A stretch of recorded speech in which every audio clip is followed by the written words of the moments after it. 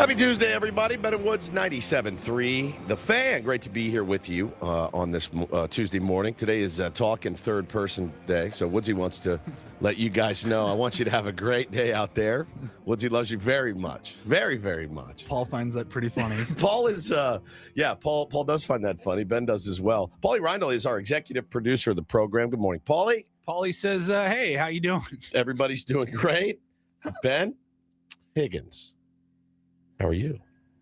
Ben's good. It's so weird. It's National Cold Cuts Day, so Ben wants to eat a little capicola, maybe a little prosciutto. The Nick Castellanos went third person on us at spring training. We never talked about it.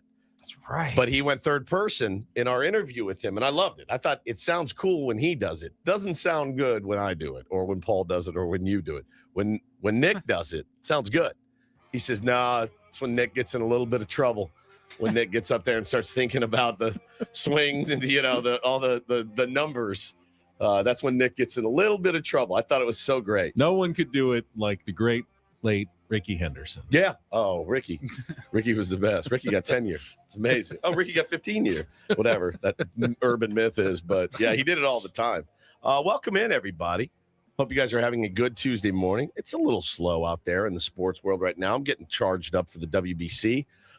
Games start, I think, Wednesday, and then the U.S. plays on Friday. Got some good matchups, man. You got some good players running around out there. Saw some cool video of teams arriving yesterday. We'll talk about the WBC today. I feel like you're going to be more into it once the games start, Benjamin. Sports desperation will do that to I think, you. yeah, it's true. It's a really good time for it. I mean, it's a really good time for it. I mean, the basketball conference tournaments next week. Yep. So, I've got that to look forward to. That's a ways away still. We should have done. I hate the coulda, woulda, shoulda, but we should have started our tournament of drops today. It's March. It is March. It's March. And it takes a while to get all set up and everything. But I just thought about it. I go, it's March. And we're, it's kind of slow. This would have been a great time to do it. Maybe we'll pull it together, give you a little taste or something tomorrow. I don't know. We'll figure it out amongst ourselves. Have a play-in tournament. Yeah, the play-in tournament is solid. That's a really good idea. Really, really good idea. But listen, man, we had a really hectic week last week. It was extremely hectic being out at spring training. In fact, we had a tweet last night from one of our tier ones. Hey, when's Eno Saris coming on the show? And I said, well, when the season starts. And Eno responded. He goes, I'll come on earlier. He goes, I'm in Arizona right now. It's a lot. And I go, yes, it is. It is a lot.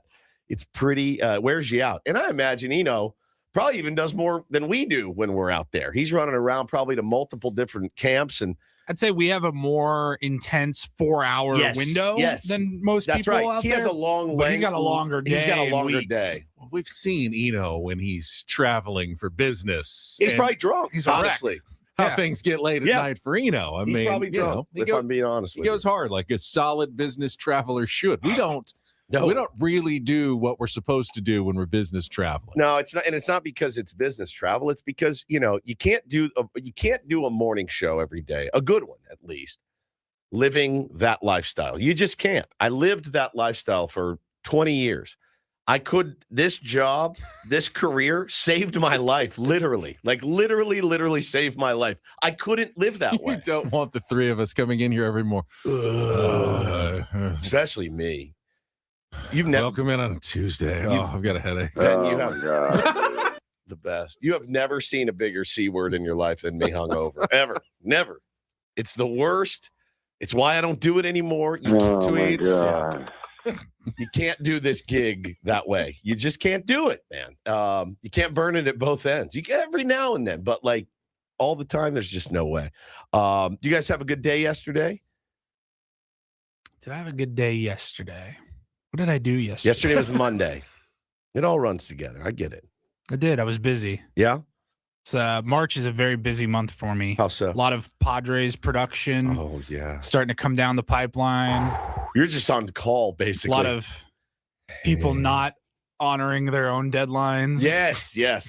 Deadlines around here are... They don't mean much. They're movable. It kind of defeats the purpose of the actual deadline. I think last year was actually like surprisingly cool, if I remember correctly. It was the year before that where I was Paulie was homicidal. he like lost his mind. Like, I think I was staying downtown the night before opening day because we had our show that morning. Yep. And I'm like, literally, I had to write emails and going, I will not be able to do this at 7:00 the night before opening day. I can't. I'm sorry. Tell your Sorry client about I'm it. sorry, man. Your deadline was like 2 weeks ago. So Yeah, they're very loose around here. But no, just kind of starting to get ready for all of that work. It's a busy month. It's a lot. It is. And you hear it on the station. Paulie does all the imaging on the station. So when you get a new client, of course they want to be in the Padres broadcast, but then you got to send it over to the guy that's like blah blah blah, and lays his voice to it. Paulie's got to upload it. They got to get it all dialed in. So it is, not so deadlines is what we call them here. They're not honored very much. Benjamin, how was your day, sir? My day was fine. Was able to successfully pick up my car. Had to replace the tire. It was pretty shredded, but got me in and out very quickly again. Our guy Brian. I appreciate Brian. Yeah, he heard from his colleagues that I talked about him on the radio, so he seemed kind of tickled by that. I thought that was cool that you took him a signed 8x10 of you. I did. I thought that was very nice and generous of you. Yeah. And I hope to see it in the dealership. Right? Yeah, personalize it. Thank you, Brian. And then, worked the anchor desk last night at Channel 10. Did great. I was waiting for you to flub, and you didn't. It was interesting because I had to really decide, how does everyone say the name of the country that we're currently at war with? Iran. Not bad. That's what I think everyone does say. Iran. Because people say it a lot of different ways. It's kind of like a Iran. Not Iran. That's flock of seagulls. Not Iran. Not Iran. Iran. Yeah. I wanted to make sure I said it the same every time because I didn't want to be bouncing around with different pronunciations all night long. So I was very conscious. So I had to say it about 87 times over the course of my 5 newscasts, and I wanted to make sure. Okay, Iranians. Adolf Hitler. Iranians. Iran. I was waiting for something last night. I was like, come on, give me something. I was eating dinner. Adolf Hitler.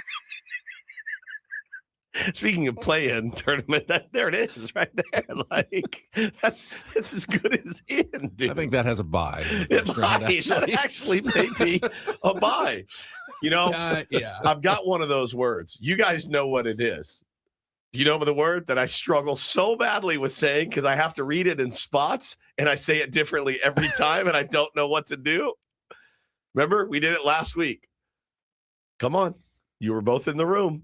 What was it? Your word. What does it start with? P. P. I'm not getting it. Premiere. Oh, that's right. I can't do it. Premiere. So when I am reading a spot, I will say premiere. Premier. Like the Premier. The English Premier League. Premier League. So I'll be like, it's the same. It's kind of the same word because there's premiere and there's premiere, like a movie premiere. Right. The Premier League. The Premier sometimes League. It has an E at the end. Sometimes it doesn't. Then there's premier, right? There's premier. So I was talking about, it was like a Sedano Ford spot. And I'm reading like, if you want the ultimate luxury, check out the Premier. And in my spot, you hear me say Premier, and I can't say it. I think I remember. Paulie goes, you want to change it? We I go, did that just in leave production. it. Yeah, we did it in production. I was like, just so you know, you said it. You said Premier once, and then you said Premier, and then back to Premier. I can't do it. People are going to want to put an asterisk. I can never say that word. An asterisk. Look at my wife in the chat, Benny.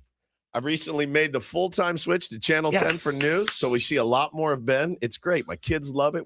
Thank you. We enjoyed you last night, and then converting one household at a time. SD Jonesy said our house too. Nice. Yeah, bee's knees. The English major of all people. Like I know how to say the word. I just don't know when to.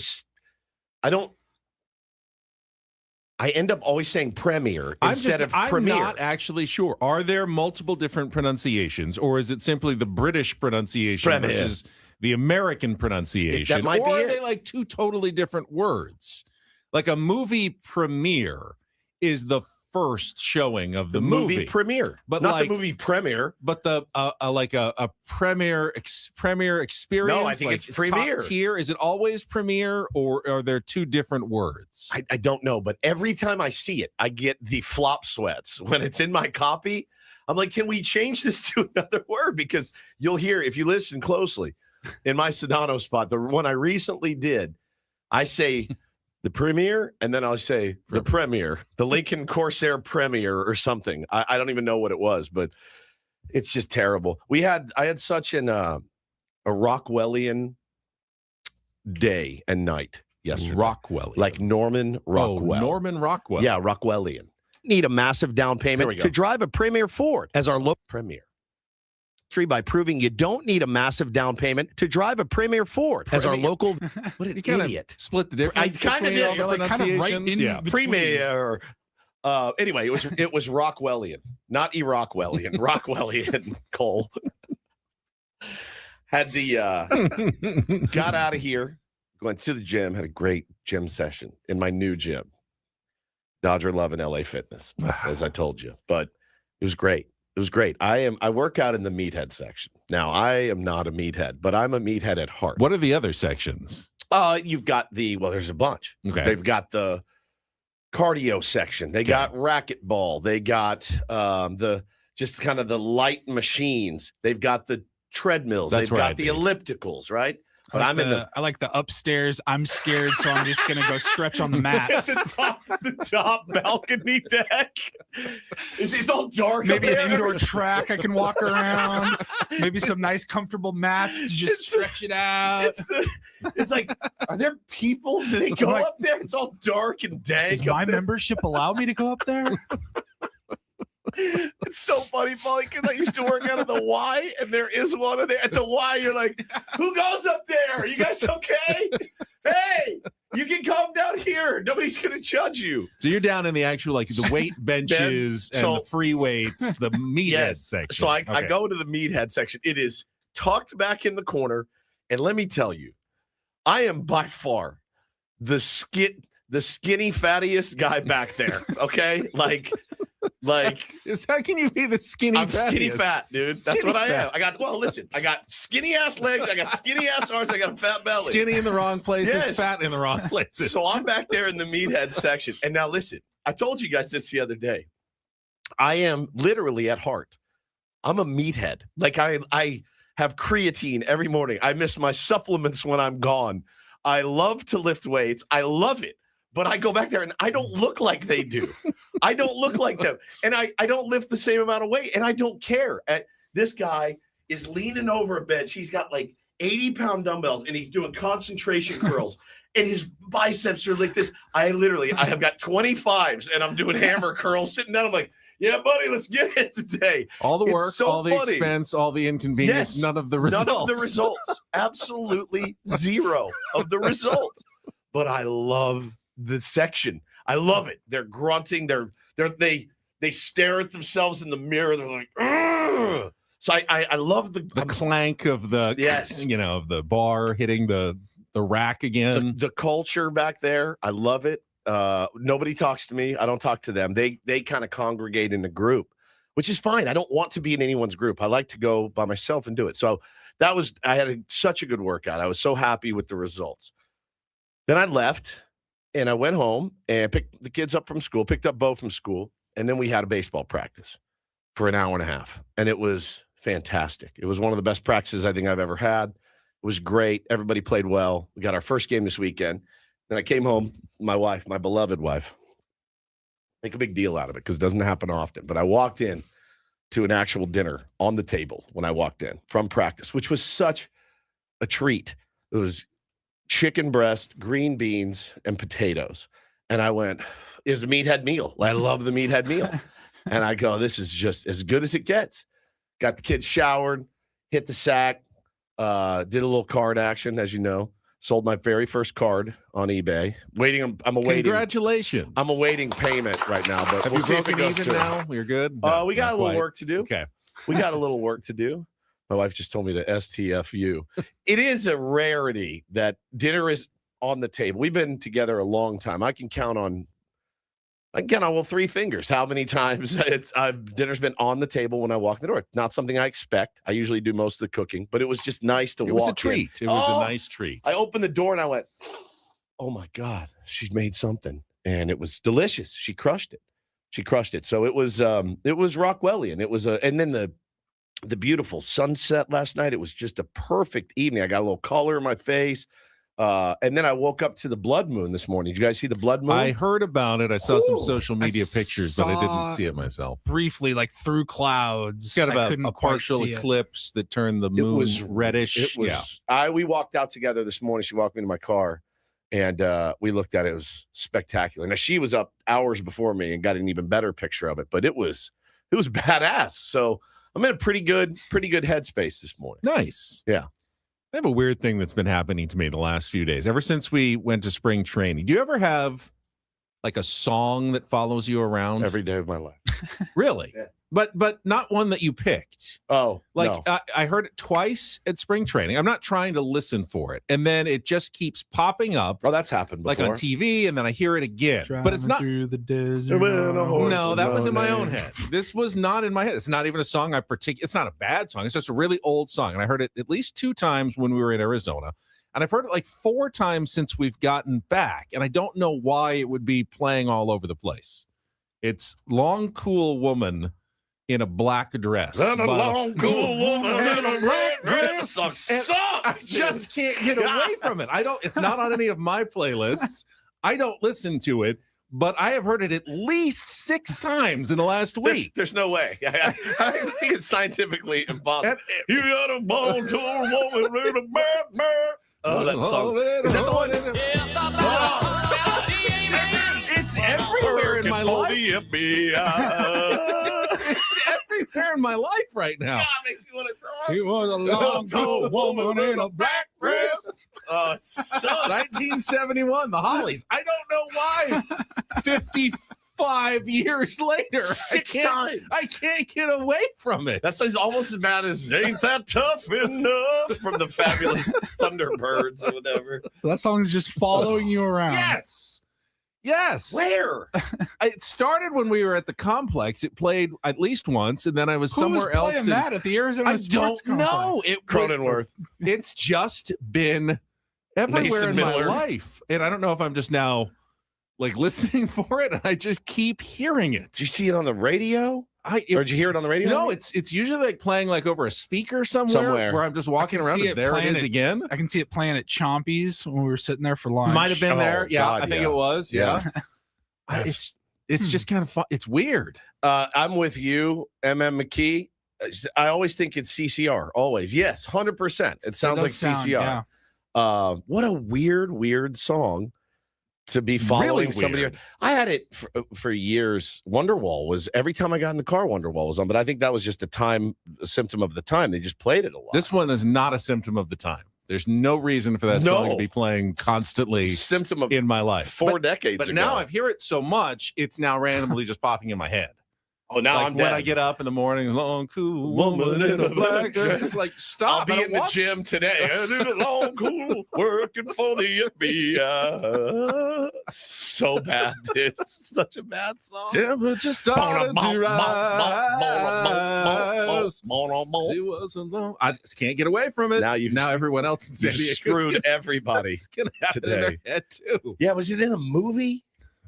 Maybe. Probably Forrest Gump or something. I don't know. It was just it's one of those songs. I remember it like in Remember the Titans. Yeah. Yes, it was in Remember the Titans. Yeah, it's an immediate change of the channel. The Beef says it's a great bad song. Is it a great bad song? Or is it a bad great song? Yeah, maybe, but it is an earworm. It's probably, in 71 when that came out, you're probably like, oh, yes, dude.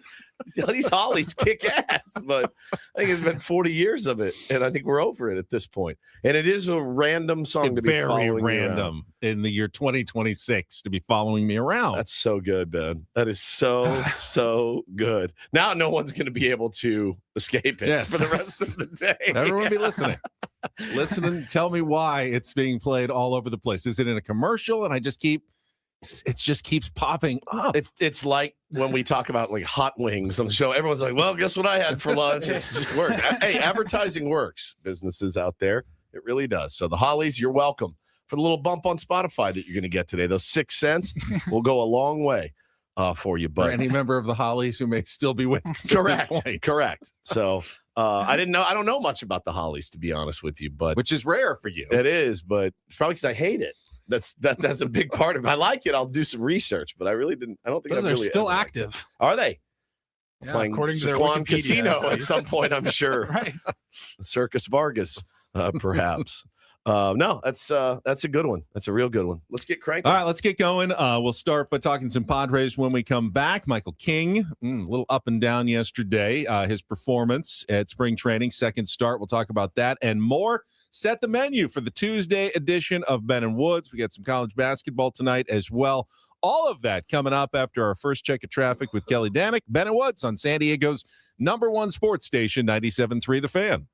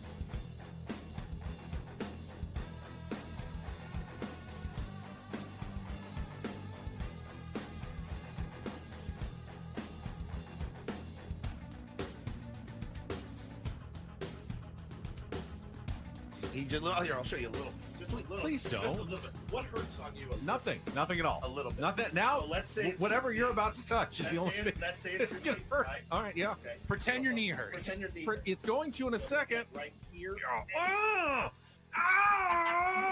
That is not pleasant. Hey player, this is all yours. This room with this view. This speakeasy with this cocktail. Hey, could you make that too? The spa with this. Ah. And this pool on this roof. This is all for you.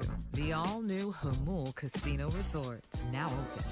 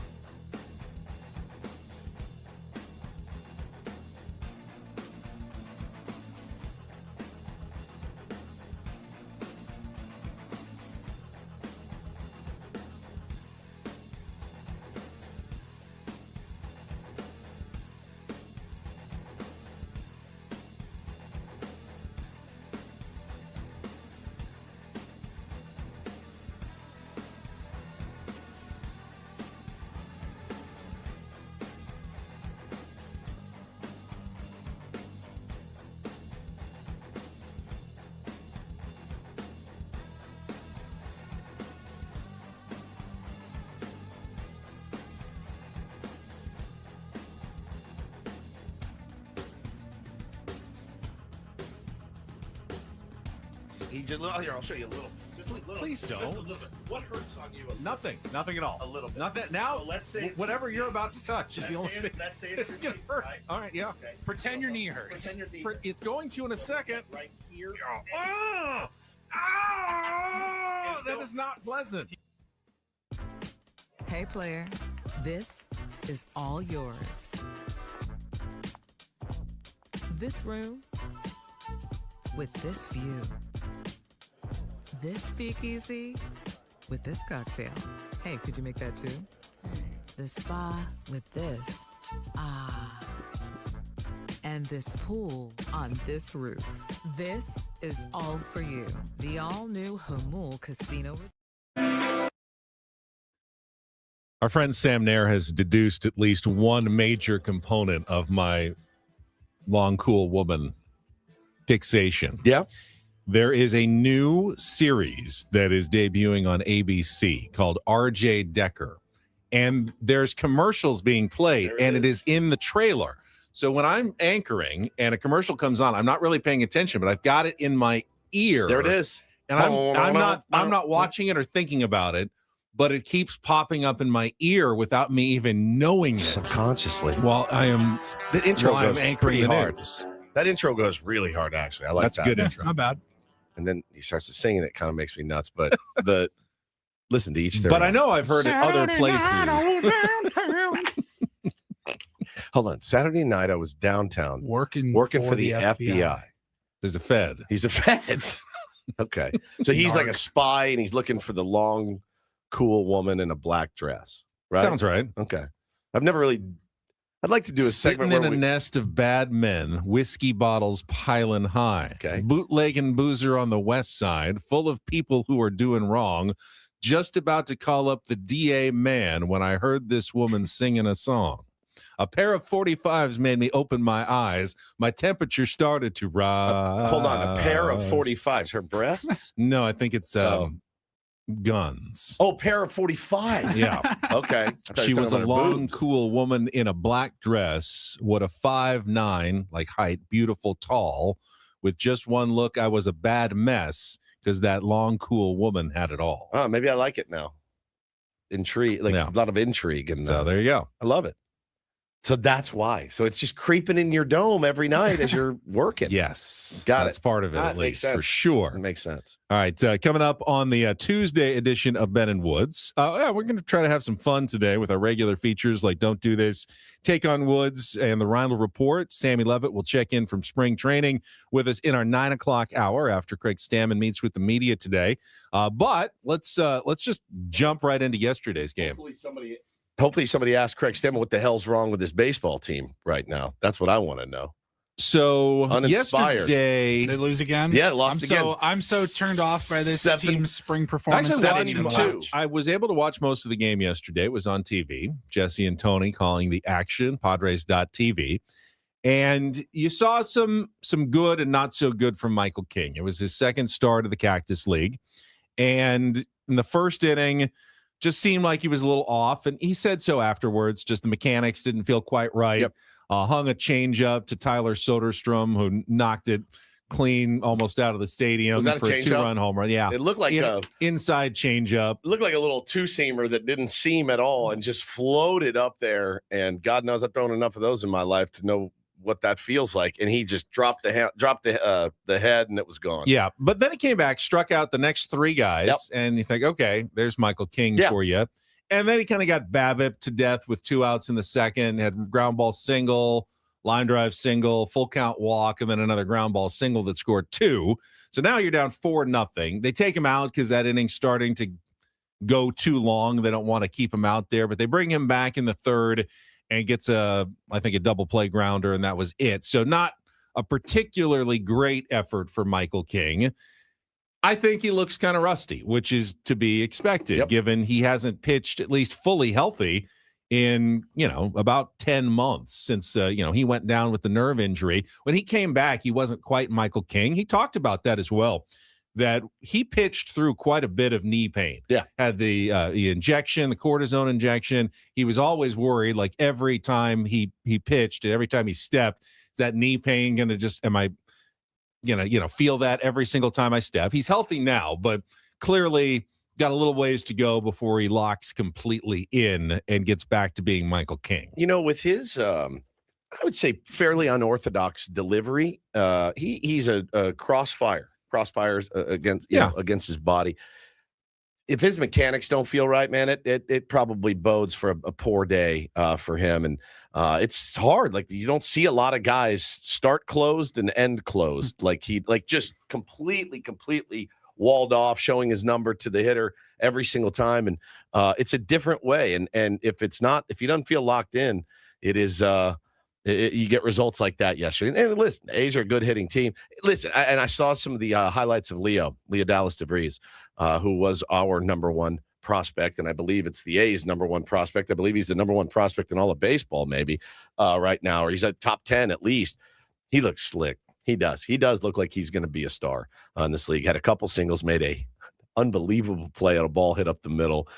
Fantastic arm, the whole thing. I thought it was a cool moment when they took him out of the game. Ran around, went by the Padres dugout, was dapping up all his old friends and coaches from the organization. But yeah, man, I when I start to feel bad about Leo Dallas DeVries, I then remember Mason Miller is a Padre. So I'm really hoping for the best for both of them. You know, I really am. I think Leo's a really talented kid, and he's fun to watch play. You would pay money to go watch a guy like that play baseball. Oh yeah. He'll thrive in the new city, the new team, all that. He'll be maybe ready to come up right about the time they're moving to Las Vegas as well. You know, that'll be a player that city can kind of embrace as their own, their first pretty solid coming up, which is pretty cool. You know, a Nick Kurtz and Lawrence Butler and guys like that, and then add him into the mix. Like, that'll be an exciting really splash exciting when they team. move to Vegas. Yeah, and I thought, one thing that was important yesterday too, Casty playing some first base yesterday, getting quite a bit of action. And he pulled the move that every single first baseman that's learning the position makes. When you're playing first base, you see the second baseman usually behind you, right? You're in maybe a little bit and just kind of in your periphery. And a ball is hit to your right, and you're a left-handed first baseman, right? Or a right-handed first baseman. So you got to cross your body, and you all you do is go for the ball. And you're like, then you realize I'm way too far away, and he's got a beat on it. Now I got to get my ass back to first base to try to cover. I can't make it back. I've gone too far. It's the only real position on the diamond where you have to show that kind of restraint, dude. Yes, and occasionally a pitcher is wiser to let one go, but for the most part, if you're a third baseman, you get to it, it's yours. Yes. If you're a shortstop, you get to it, it's yours. You're a second baseman, you get to it, it's yours. But at first base, sometimes you have to think to yourself, is he going to be there? I could get to this, but I shouldn't get to this. I should go the other way, which is, I think, probably the toughest adjustment. Is your instincts are telling you go for the ball when you really should be going away from the ball and going toward first. It's like you get like one step, one move to your right, and if it's more than that, you're not going to have enough time. You got to get back. That's why I love playing first. The guys love playing first base with me, because I don't move. If it's hit to my right, I just run to the bag because I have no chance of getting it. I'll be there. You go get it, second base, and I'll be there for the throw. It happens. Benny, PFPs in adult league are usually not as it's not efficient. A thing. But I'll tell you, like coaching little league right now, every first baseman on every team, if a ball's hit over there, they are beelining towards it. And I'm like, no, hold your position. And, listen, Casty's a pro. And you just need a million of those reps. But the instincts are going to be tough to overcome, which means if I'm the pitcher, and in that case, it was Omar Cruz, one of the Padres prospects, and there's a ball hit over there, and you're thinking, that's a routine grounder to second. I'm still sprinting over there, and he didn't get there fast enough because you have to know that your first baseman might be going the wrong direction. He's brand new, man. I need to get over there quickly just in case. And hopefully that's a lesson learned by both guys. And you won't see that. But he did make a couple of good plays as well. Started a nice double play. He doesn't look like it's going to be too much for him. No, not at all. Just needs more reps, more comfort and instincts. But, doesn't look like a bad first baseman at all. Got pulled off the bag once by Sun Moon Song. And I want to talk about him in a second as well. Cassie also got robbed of a double, by the way. Oh, he had a great at-bat. This is why in spring training sucks. And you look at the results and you go 7-2. It's like, well, Padres had 2 on, nobody out. Castellanos, and if you weren't watching the game, battled for I think it was a 10-pitch at-bat. On the 10th pitch, ripped one down the left field line, one-hopping the wall fair. Should have been a 2-run double. Umpire on the third base guy goes, foul. You can't review it. You can't do anything. Just totally botched the call. Yeah, fair ball, double, 2 runs. And then on the next pitch, he rounds into a double play. Yeah. So that was a great at bat by Castellanos. A 10-pitch 2-run double that instead goes down in the box score as ground into double play. dude. Yeah. Stupid. That's really dumb. Stupid game. It's a stupid game. I'm guessing Casty knows that his coaches also saw that, and that he Of course. He didn't, Oh, yeah, yeah. he watches that and he goes, "Cool, I don't have to run." Yeah, exactly. I did my job on this at bat. That's fine. This is a spring training game. That's a double. Everybody, you know it. I know it. Everybody else knows it, except for the third base umpire who maybe was screamed a little bit. I have no idea. Spring training for those guys too. Yeah. Yep. So we're going to talk about Sungmun Song. But first, let's get an update from traffic. I know there's a big mess on the 805. Let's get that quick update from Kelly Danick, see what's going on out there. From the 855 Get Ross Traffic Center. Injured? Demand justice. Demand Jurowitz. 855GetRoss.com. Here's Kelly Danick. Traffic is sponsored by Creative Repipe. All of a sudden, we got big problems, especially on southbound side of the 805 right before the 8. Big rig fire has got 3 right lanes blocked, as well as part of that transition to the 8. So you might want to avoid that freeway if you can, southbound side of the 805, just before the 8. Also, traveling on westbound King Freeway before Federal, 2-car collision. One's in the center divide, one is over to the right shoulder. Crash on eastbound 8 before El Cajon Boulevard. That has been moved over to the right shoulder. Now getting reports of a hit-and-run accident on northbound 15 past Carmel Mountain Road. Not showing if lanes are blocked. We still have that traffic alert out on the 78 in Ramona. This is eastbound lanes of Sutherland Dam Road. Big rig went off the roadway. Don't wait until that water leak in your home becomes a flood. Call Creative Repipe for whole house repipes. Get a 20% discount plus a lifetime warranty. Free estimates with financing available. Visit creativerepipe.com. That's creativerepipe.com. And Kelly Danick with Ben & Woods, San Diego's #1 sports station, 97.3 The Fan. All right, pack your patience this morning and listen to a little extra Ben & Woods. Yeah, we'll if be you here get for you. stuck in any of that traffic, all guests on Ben & Woods appear on the SDCCU fan hotline. It's not big bank banking. It is better. Had Sungmun Song getting the start at third base yesterday with Manny Machado off for the World Baseball Classic. Jake Cronenworth at short. And again, one start in spring training is not something to make vast sweeping judgments about. But Sungmun Sung did not look particularly comfortable, given it is his natural position. Had a couple of indecisive plays, a bad throw that pulled Castellanos off the bag, and maybe a little nerves just getting over there and sitting in Manny's position for the first time. Did have a base hit on a 98-mile-an-hour fastball, which is a good side, but haven't seen anything in terms of driving the ball power. Now, none of this is unexpected. If you remember when Ha-Sung Kim came over, and eventual All-Star was not much to look at the first spring training. But he could also pick it. He could pick it, though. He always could pick it. And Song is supposedly a good defender when he's out there. He just didn't look comfortable for the most part. You just wonder, though, they're about to ask him maybe to try shortstop, to try outfield. And it would be nice if he already looked comfortable in one of his normal positions before you started throwing him in other positions at spring training. But you're potentially relying on him for a lot of your utility backup roles. And if that is the case, I would hope that you're feeling at least comfortable and confident that he can do those jobs. Well, listen, if he can't, Ben, that's a bigger problem, and your only other option really on the infield that is got time is Mason McCoy. Correct. Who is one of the better defenders you will ever see. He cannot hit. He just cannot hit. It's very difficult to hit at the big league level. He's not very adept at it. But boy, can he pick it. I mean, that dude can pick it with the best of them in the big league. So, it's a decision. It's a decision. They spent a lot of money, or not a lot of money, but they spent more money on Song than they spent on Mason McCoy. So he's probably going to get the first look. And, if he falters, this is a team that has championship and at least playoff aspirations. Everyone's got to be doing their part and pulling their weight. So, I wouldn't overreact too much to one game. The hitting is encouraging, being able to time up at 98 and hit it hard up the middle is good. 214 average, 214 slug. It's all singles. It's nothing but singles. Our own next Korean Luis Arise. Perhaps. So far. He had some power in Korea, but it is very early. Yeah, he'll get his groove. He's still, remember those guys too. They're new culture, new everything. But the guy who needs to be cheering for Sungmun Song is probably Bryce Johnson. Because if they need to keep another infielder because Song isn't getting the job done, that could cost the last spot on the roster, which we thought might go to Bryce Johnson, might have to go to Mason McCoy if you don't trust that. You need to have a backup shortstop You definitely or a do. backup infielder that you can trust to move around. You have backup outfielders with Andujar and Castellanos. Yeah, in a pinch. Yep. You can throw them out there in the pinch. So, Bryce Johnson would be a nice piece to have coming off the bench, pinch running defensively. Switch hitter, as we know. But not as essential as, hey, if Xander went down in the middle of a game, what are we going to do? Right. Do we have to put Jake out there? And Jake looked fine at shortstop as he usually does. Yeah, solid, man. He's solid all around the diamond, but then Song goes to second. Are you comfortable with him there?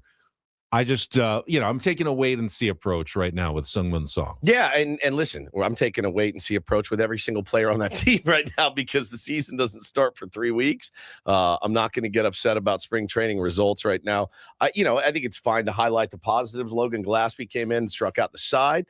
I thought that was really nice. His velo is up. My goodness, the Padres have a just embarrassment of riches. It's crazy, man. Logan Gillespie is probably like their 13th best reliever, and he comes in and dominates. A pretty good.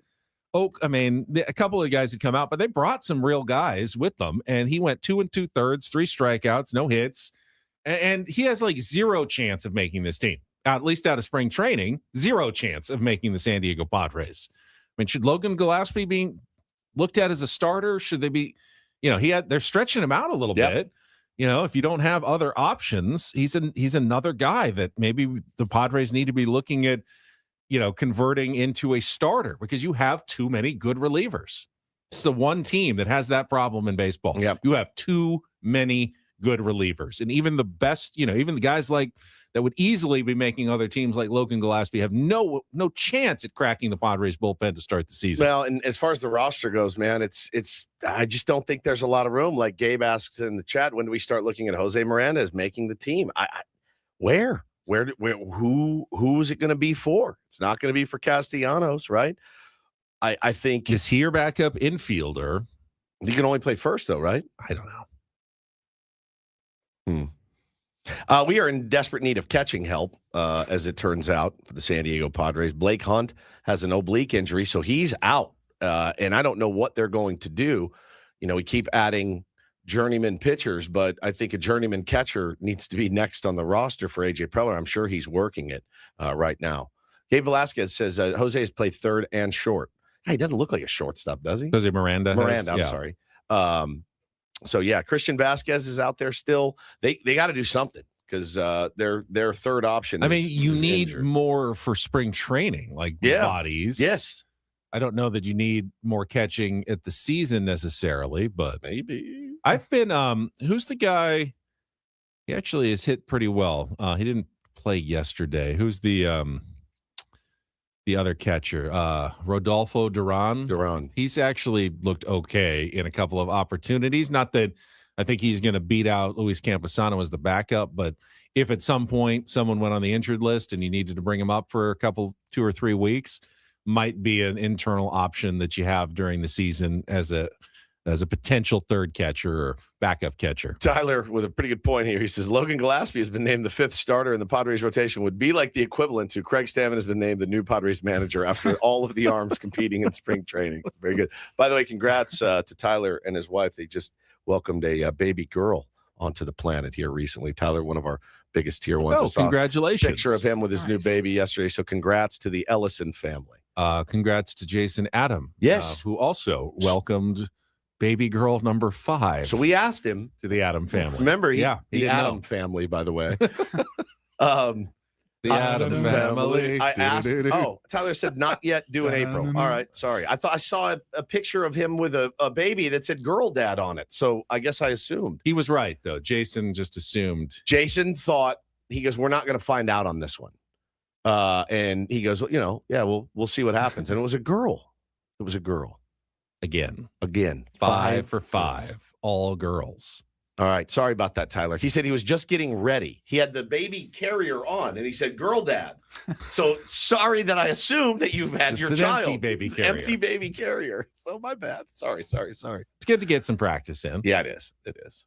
It's not going to help. But was it a baby Bjorn? We had a baby It Bjorn. was like, around the sits right here amongst your breasts and nestles his cute little head and slobbers all over you. Yeah. 5 girls. Oh, the drool. I forgot about the You end up with It's all over your you. shirt, just as Drool, they just drool vomit, all over urine, you. feces, you name it. You name it. You get the whole thing. Caitlin says 5 girls. Dear God. Dear God. For Dear the God. Jason Adam clan. Can't even wrap my head around it. That is tough. I can't wrap my head around 5 kids. I 5 mean, if kids it's is a lot. 50-50 for each child, that's 5 in a row. You're starting to you're beating the odds for sure. What do you mean? Well, each child has a 50% chance of being a boy or a girl. So to get 5 girls, you're really beating the odds. It is. It's like 5, coin flips in a row, all being heads. That is insane. How long would it take for you to get that? But they got it. They got it. Boy, it would have been weird for him. It would have been strange because it's easy. It's probably easy now. They're like, we got all the clothes. We got everything we need. We don't have to change any color schemes around here. We're all good. But 5 kids is a lot. I can't imagine the schedules for 5 children. I just can't. Phillip Rivers, how many do you have? 10? 10. 10 kids? It's staggering to think about. There's just no way. 2 is almost overwhelming sometimes, but we feel like we have a good handle on it. 1 more is going to be tough potentially. Nick says 2.5% chance of getting all 5 of the same. Wow. Damn. Yeah, gender. Lots of tax deductions. That's true. That's nice. But be weird though, like, if they all get married and take their husbands' names, then you don't have any any Adams heirs, any Adams left carrying on the That's name. 5 weddings to pay for also. Yeah. This is pretty gnarly. He's going to be pitching until he's 50. I've just signed with the Tijuana Toros. I'm really looking forward to my 47th year pitching in baseball. Why Jason Adams, have joined the Savannah Bananas. Full time. Like one of their arms. I'll be in the marketing department, and he pitches. That's great. That's greatness. So, yeah, listen, don't get too up in arms about Sung Moon Song or Michael King. These guys hopefully will be ready for the season. Yeah, I mean, it's not great. You turn on the TV, you're like, oh, cool, already down 2-0 in the first. Like, it's not exactly your favorite thing to see from one of your favorite pitchers of all time, but it happens to the best of them. Padres will take on the Chicago White Sox today in Glendale. Nick Pivetta will be on the mound, making another spring training start. I saw in this article, it said presumptive opening day starter Nick Pivetta will get. You think that's probably accurate? I know AC's been kind of going with that narrative. My guess is he's heard a whisper here or there. Craig Stammen's been pretty tight-lipped, non-committal about the opening day starter. I think it said a lot that Nick Pivetta decided not to pitch in the WBC and wanted to stay in camp with the San Diego Padres. Let's talk a little bit more about the WBC, though, because people are a little mad with Tarek Skubal and the fact that he's only pitching once. You're mad about it. We see. I'm not mad. I just don't know what the point is necessarily. Fernando Tatis Jr. and the Dominican Republic lineup could be out as well. Talk about all of that live from the Bill House Studios. We know how. It's Ben and Woods on 97.3 The Fan.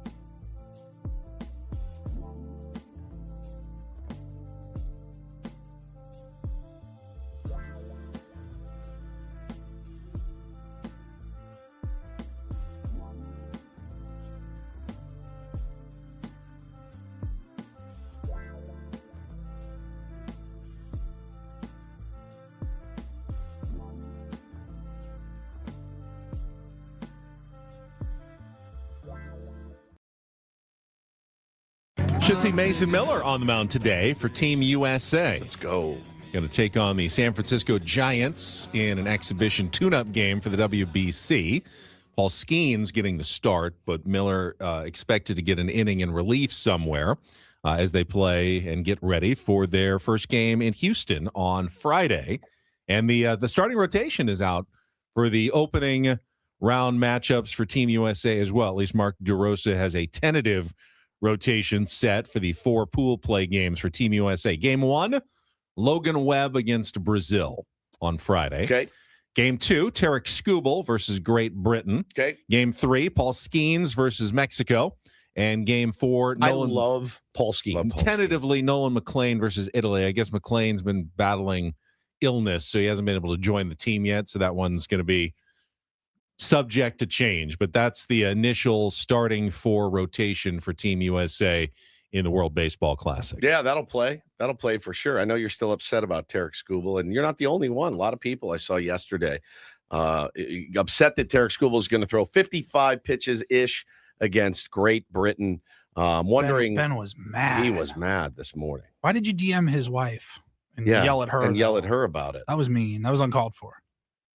I don't care enough about the WBC to be specifically irate at Tarek Skubal. What bothers me, and I know your argument, you take any Tarek Skubal you can get. And yes. Here's what I don't like. He will go and, of course, dominate Great Britain in his 55 pitches.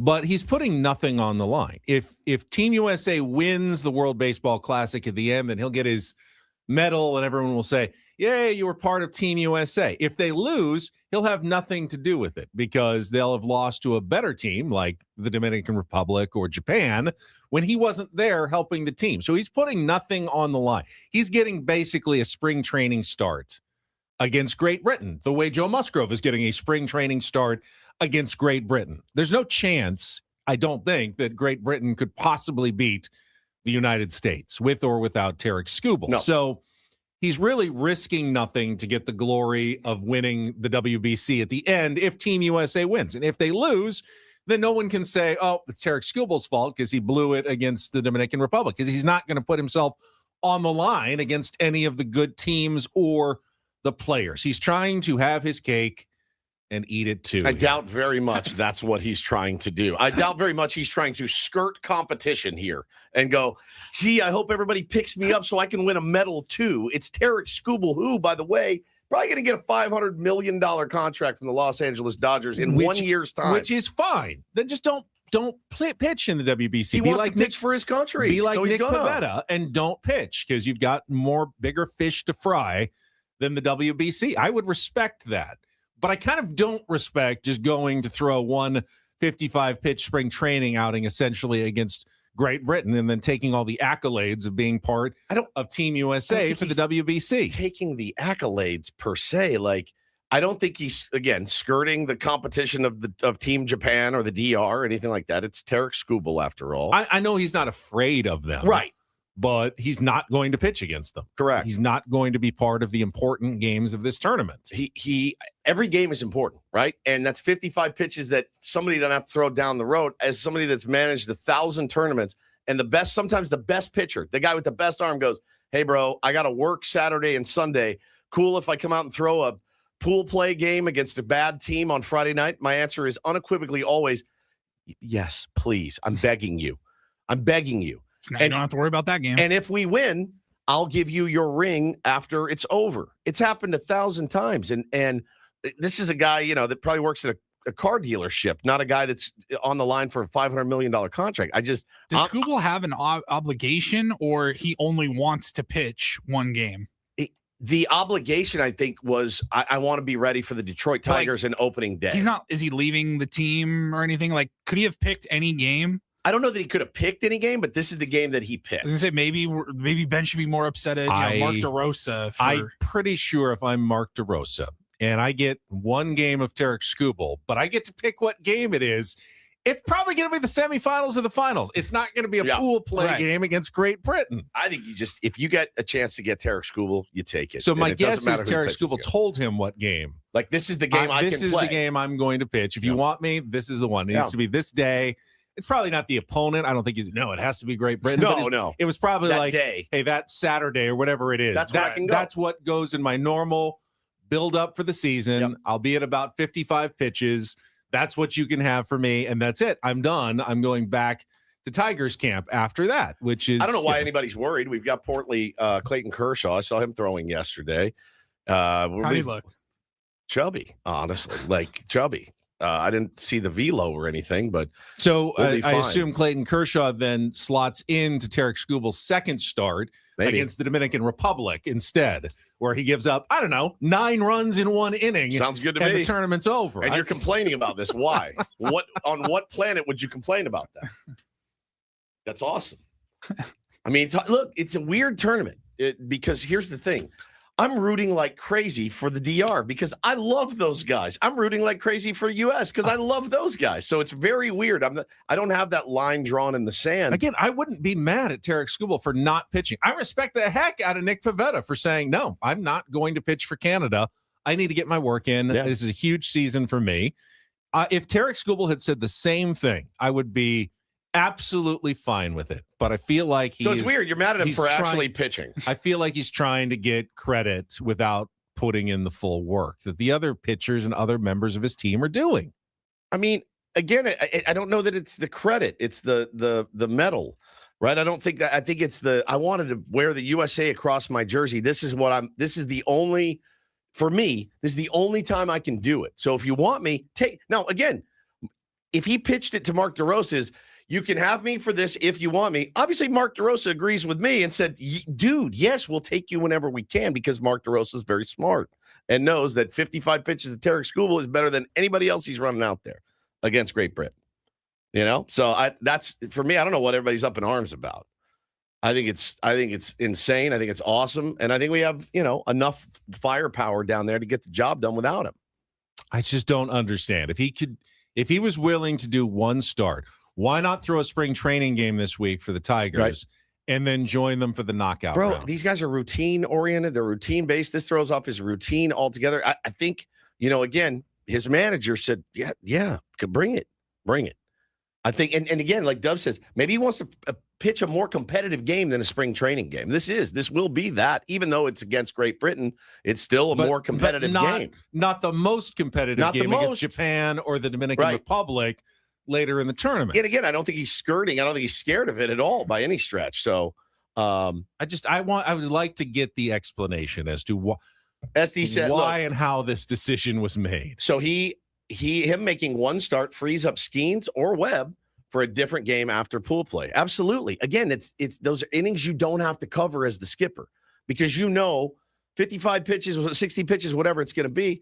Man, Tarek Skubal, there's a decent chance that guy throws 5 innings, If you didn't have Tarek Skubal, if he just said, never mind, I'm not going to pitch at all, then you'd throw Clayton Kershaw against Great Britain and you'd still be fine. You'd still win that game. What does that tell you about their confidence in Clayton Kershaw that they didn't start him against Great Britain or one of the other pool? I can't. Is he a long? I think he's just a long reliever because if he's not starting in pool play, you're certainly not then inserting him into the elimination round of the tournament later. Unless you're Dave Roberts, you are. You got the rock, pal. You against Japan. Have fun. I just hope Tarek Skubal doesn't listen to this segment because then opening day he's going to throw 7 2-hit shutout innings. Yeah. And he's going to be like, it's because that guy in the morning show That's all right because Nick Pivetta is going to match him pitch for pitch. And he'll be like, I didn't even waste 55 pitches against the Great Britain.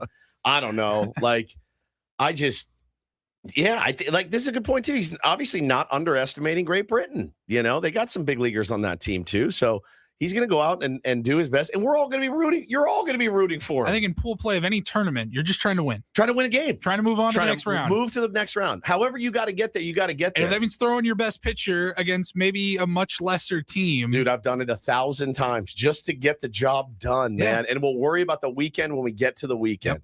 It's so, and if anybody out there has managed the team, you're like, yeah, man, this has happened 1,000 times. I can only drive in for one game, bro. I'm like, you got it. Here's the rock. I don't have to worry about it today. I'll worry about tomorrow.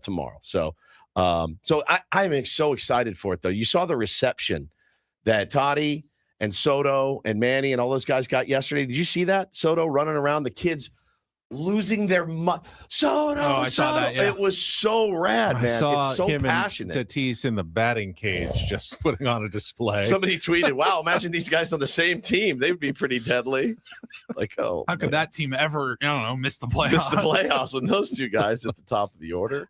I love it, man. I saw some. It's so the passion for it. I saw some consternation online when a yes, good call. Dominican Republic lineup was floated from Albert Pujols or sources that has Fernando Tatis Jr. leading off, which, of course, he hasn't been doing in spring training for the Padres. Yep. And talk, at least behind the scenes, that he didn't feel like that was the best spot for him last year. So he's been batting cleanup a ton, but good enough for an all-star squad in the Dominican Republic to have Tatis leading off, but not good enough for the San Diego Padres. Do you have the lineup in front of you? Let me see if I can I'm going to find it it here.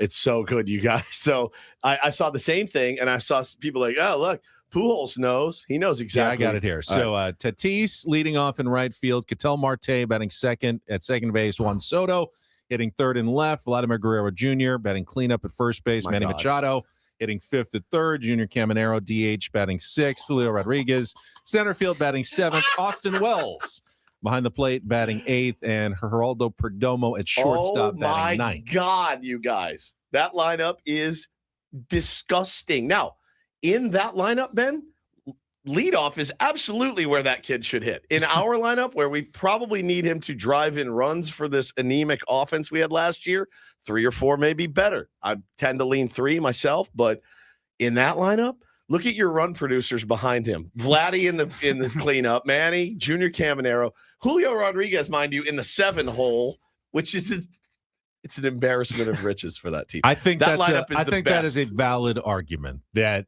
in that particular lineup, yes, no problem. There's really not a lot of other places that it makes a ton of sense. Who else would you lead off? Who else would you lead off in that lineup?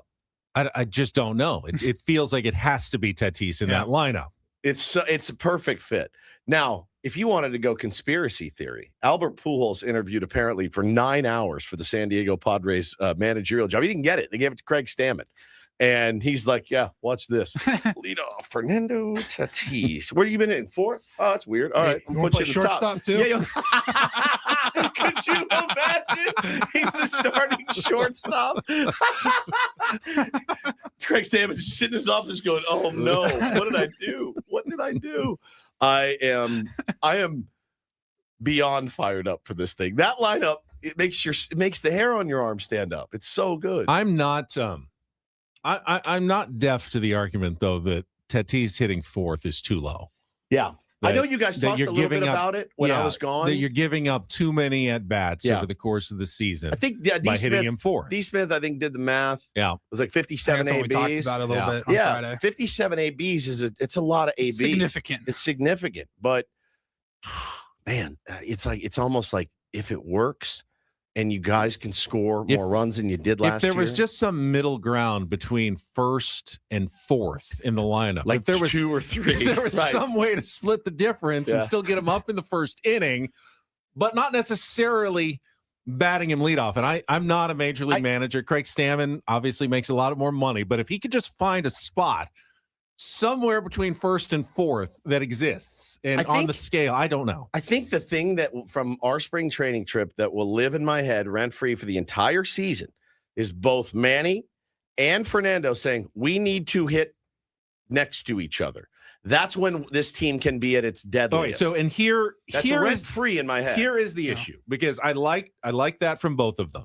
Okay, so put them 2-3, but then what do you put around them? Who's protecting Manny? So in the 4? who's protecting Manny? Moriano, who's leading off? But then you got righty. Is it all righties then? Because maybe Merrill in the 4.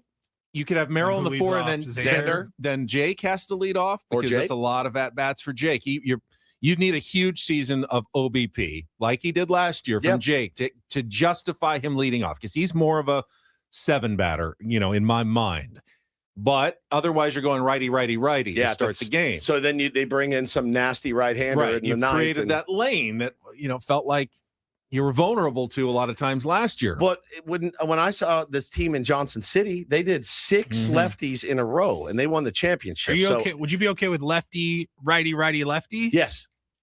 So Merrill, Tatis, Manny, Sheets. Yeah. That's possible. Possible.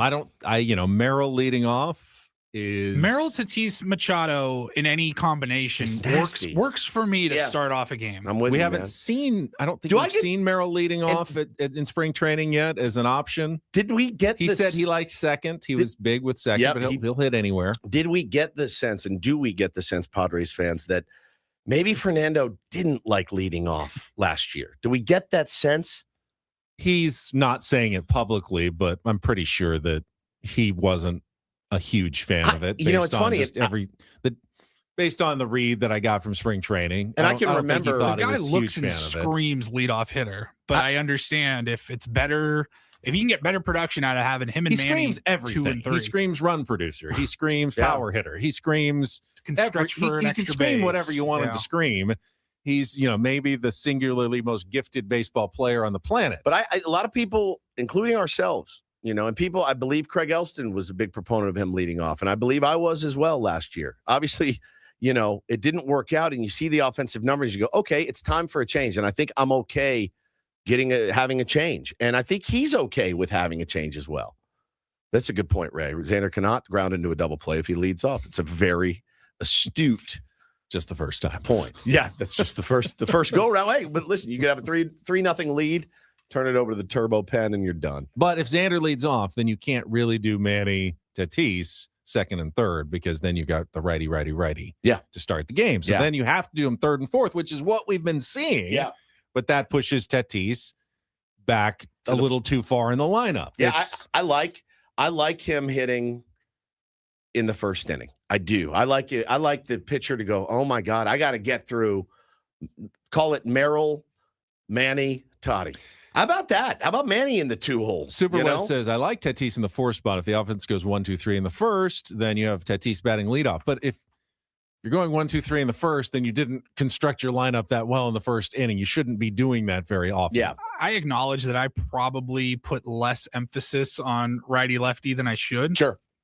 But in my head, I just think of playoffs, right? You think of those turbo guys that come in the playoffs, and it's like, oh, here's this right-hander with this nasty, that Kittredge guy in Chicago, and it's like, I'm going to flip sliders at these right-handers, and they're not going to be able to do anything with it. I just think about October and how they set up their pens. when I think lineup construction, I always think first inning or start of a game. But you're right; it's the 7th, 8th, and 9th innings. Oh yeah, we're talking about the late inning, The late bullpen, inning. nasty slider guys. Oh, by the way, and you're not pulling any one of those guys for a pinch hitter. You know what I mean? So they're in there. Ultimately, like I said, I do undervalue probably more than I should on righty lefty, because I look at this roster and I go, how is any combination of Merrill, Machado, and Tatis not the top 3? Like, that seems like your best lane right there offensively. One of my sources says the refusal of batting Manny outside of third makes this lineup inflexible. Manny in the 4, but then who protects Manny? He needs protection too. Maybe Laureano in the 5 to protect him. That's not bad. I mean, Manny is the cleanup. Manny's hit cleanup. heavy But at then the you're top, righty, though. righty again. Righty. Tatis, Manny, Laureano. Yeah. Purple says you got to get to October before you can start thinking about it. Now, see, this is why we're built different. I'm always playing chess down the road. Always. Yeah, we are right-handed heavy, certainly. But you got enough lefties to intersperse them to make it make sense. I'm excited about it because I love these conversations now. I wonder how much in June I internally- won't, but I wonder how much internally they I'm put sure an they're emphasis wringing on their righty lefty, hands because they over didn't it. add a ton of left-handed hitting. Maybe they're not as worried about it as we What are. And they're about- like, we're very confident in our right-handed hitters. But what about Johnson City? I think I don't think Jackson we have to worry Merrill's, about I that think anymore. Jackson Merrill's going to have a good year. Padres really need either Jake or Gavin Sheets. Yeah, to have a good have year. a really good left-handed hitting year against righties. Yep. Because if that doesn't happen, Screwed. then they are very vulnerable against righties, Chris- especially in the playoffs. Kirsten makes a good point. A lot of left-handed pitching in the National League as well, for sure. But yeah, listen, I love these combos now. June, it's going to make my hair fall out, but now it's a good time to have those. So, yeah, man. And Cassidy's a right-hander. He's going to be, probably in the top 6 They're right-handed heavy, and that's how I think if you're setting up your bullpen, you're like, oh, we can just rip through 6 righties in a row. Speaking of World Baseball Classic stars, Aaron Judge is certainly one of them, but there's at least something he doesn't do well. Get to that and don't do this. Man. And It's pretty harsh, don't do this, but we have to do it. And one of the stars of Team Great Britain will make an appearance as well. A controversial appearance, possibly. This is unreal. In DDT. That is coming up next with Ben and Woods on San Diego's #1 sports station, 97.3 The Fan.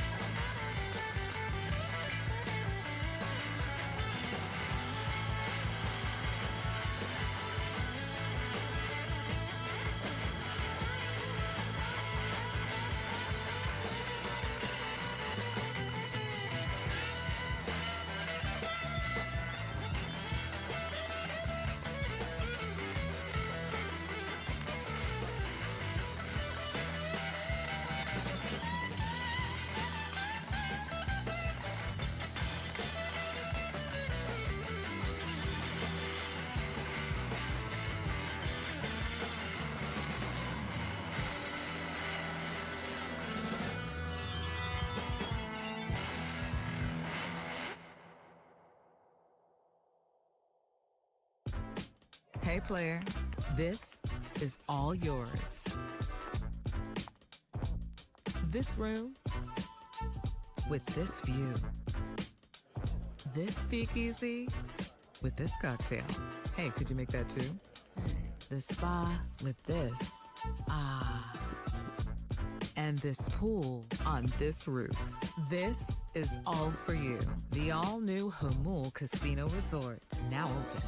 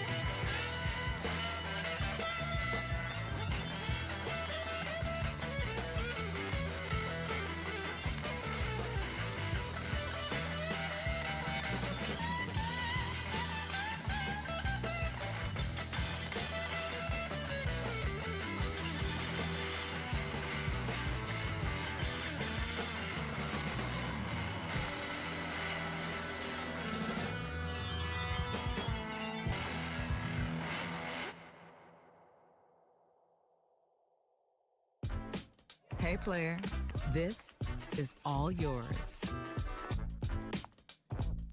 This room with this view. This speakeasy with this cocktail. Hey, could you make that too? The spa with this.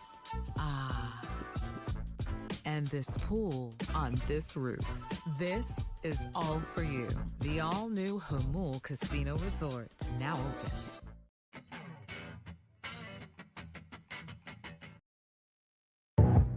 Don't Do This, brought to you by Dixieline Lumber and Home Centers, helping San Diego homeowners and contractors fix it, build it, and enjoy it. All right, let's get right to it. We're a little behind here. Not behind really for anything in particular. So. Yeah. What are we rushing time. for? We're good, homie. Plenty of time. my We got friend. nothing but. Listen, a lot of talk this morning about the WBC, and of course, the captain of Team USA is one Aaron Judge, Yankees mega star, one of the best players of his generation, unequivocally one of the best hitters in the game. Now, listen, there's different kind of leaders. I would say, based on my very limited knowledge of Aaron Judge, is that he's a quiet leader, right? He leads by example. Leads by example, does things the right way, handles his business the right way, goes about his business the right way. But he's not a real vocal guy. So I thought it was interesting, and a lot of people felt like we feel, that maybe he wasn't the best guy to give the rah-rah speech for Team USA. Here he is. Sacrifice for your family at home, you're sacrificing for your country, and you're sacrificing for the brothers in the trenches with you every single day. And that's one thing I want us to do, fellas. We're down, we're beat up a little bit, man. Lead into each other, man. We're going to lay it out on the line. If we do that, we'll bring the goal home, man. I'm telling you. It's not confidence inspiring. Somebody said, I feel like I could run through a wet paper towel for Aaron Judge right now. The comments were, again, that's why I can't leave Twitter. The comments are too good. They're just too good. And they did not disappoint yesterday. We're going to try hard. Yes. We're going to do our best. And we're going to try to win. I saw that video and I go, he said, I know we're banged up right now, but lean on each other and we'll get the gold. Who's banged up right now on March 3rd? Let's see. Nolan McLean has got vertigo, so he's banged up. He's not even with the team. Right. Clayton Kershaw's old, chubby. And other than that, I thought that we were in fine form. I thought. Maybe bad roster construction if you're already banged up at this point. Potentially.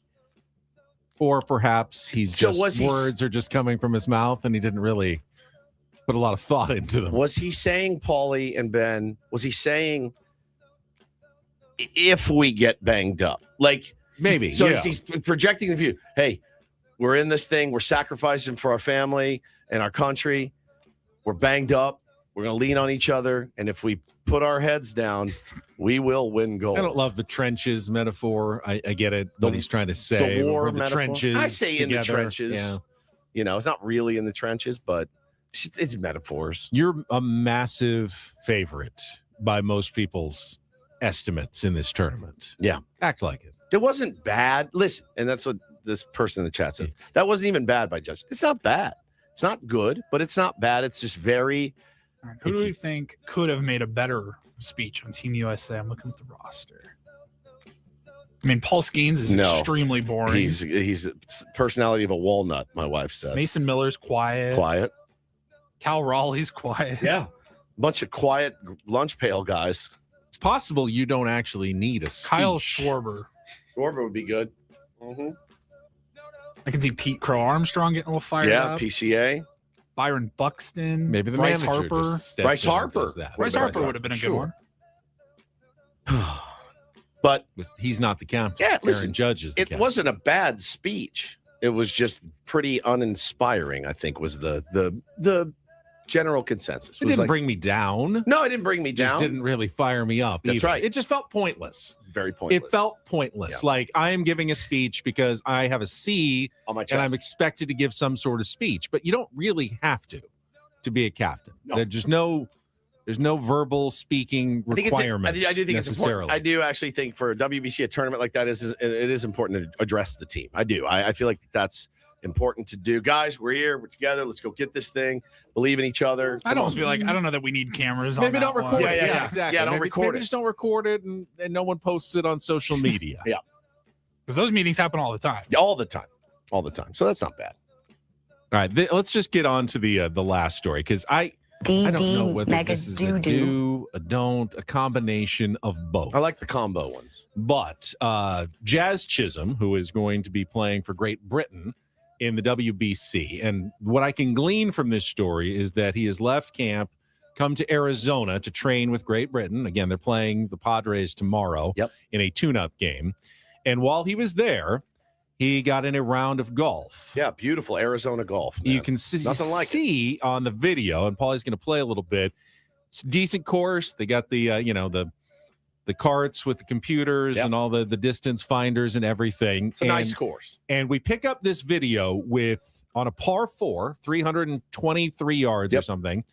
And Jazz Chisholm believes he has made a hole-in-one, a double eagle, a 1 on a par 4. That's Happy Gilmore stuff. And he's going up to the green. He's on his way to determine whether the ball actually went into the hole. I just done the most impressive thing on golf. I just went 328 from the tee, and I think I just double eagled this. We about to go see if I double eagled this right quick. Woo! They got me sweating. I think it went in, Mike. Bro, that damn, dude, that went in. It went in. Hold on, let me get out. That went in. Hold on. That went in, bro. It went in. He's running up to the green. Yeah.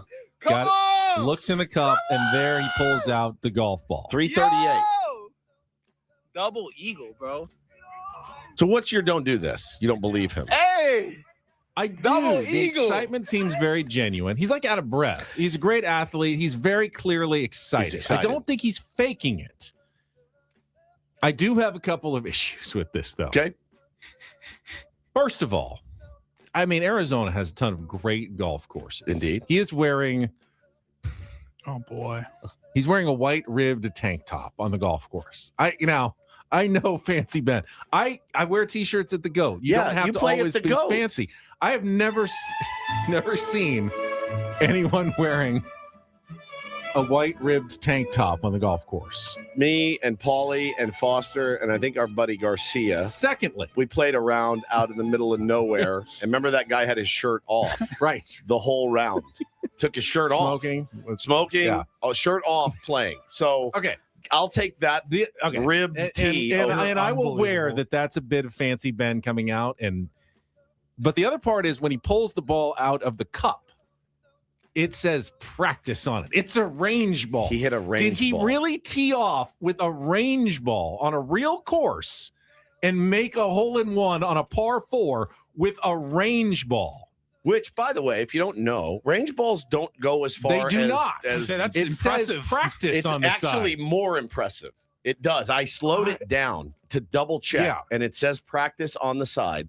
And that was a range ball that he picked up and drilled 40 yards longer than he should have, at Can least. someone, I don't know, maybe our friend Jason Finley at Callaway, can someone please hook up Jazz Chisholm with With a some real balls. setup with some golf balls and maybe some golf clothes and gear? Because he clearly must be good enough.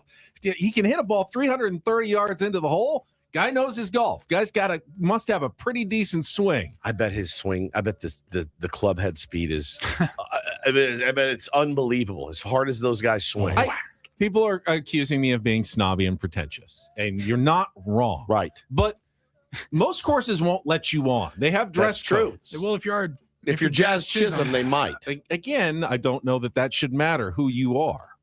You should abide by the dress over code yourself. rules. come on, By the course. They all post it right there. It's He's like wearing dress a tank code top at the and course. a beanie, and you're losing your mind. Not you necessarily, but the collective golf people that are upset about that. Again, I know it's not going to be my most popular take ever. It's like But there 88 are degrees in standards. Phoenix. I mean, people like to uphold the standards. Golf courses are pretentious. They are. as mine says. There's a couple of places I've played. I go there to be pretentious That's a little true. bit sometimes. Ben has told me before, hey, do not change your shoes in the parking lot. No, Yeah. Do Oh, yeah. change Do your not. Like, No, do do not. Do not. So I go, At well, some courses. what do I have to do? They're Pull gonna kill over you. at 7-Eleven before I get there and change into my golf spikes? I don't have a locker here. And he said, don't let them see you putting your golf spikes on in the parking lot. I go, wow, where do I do it?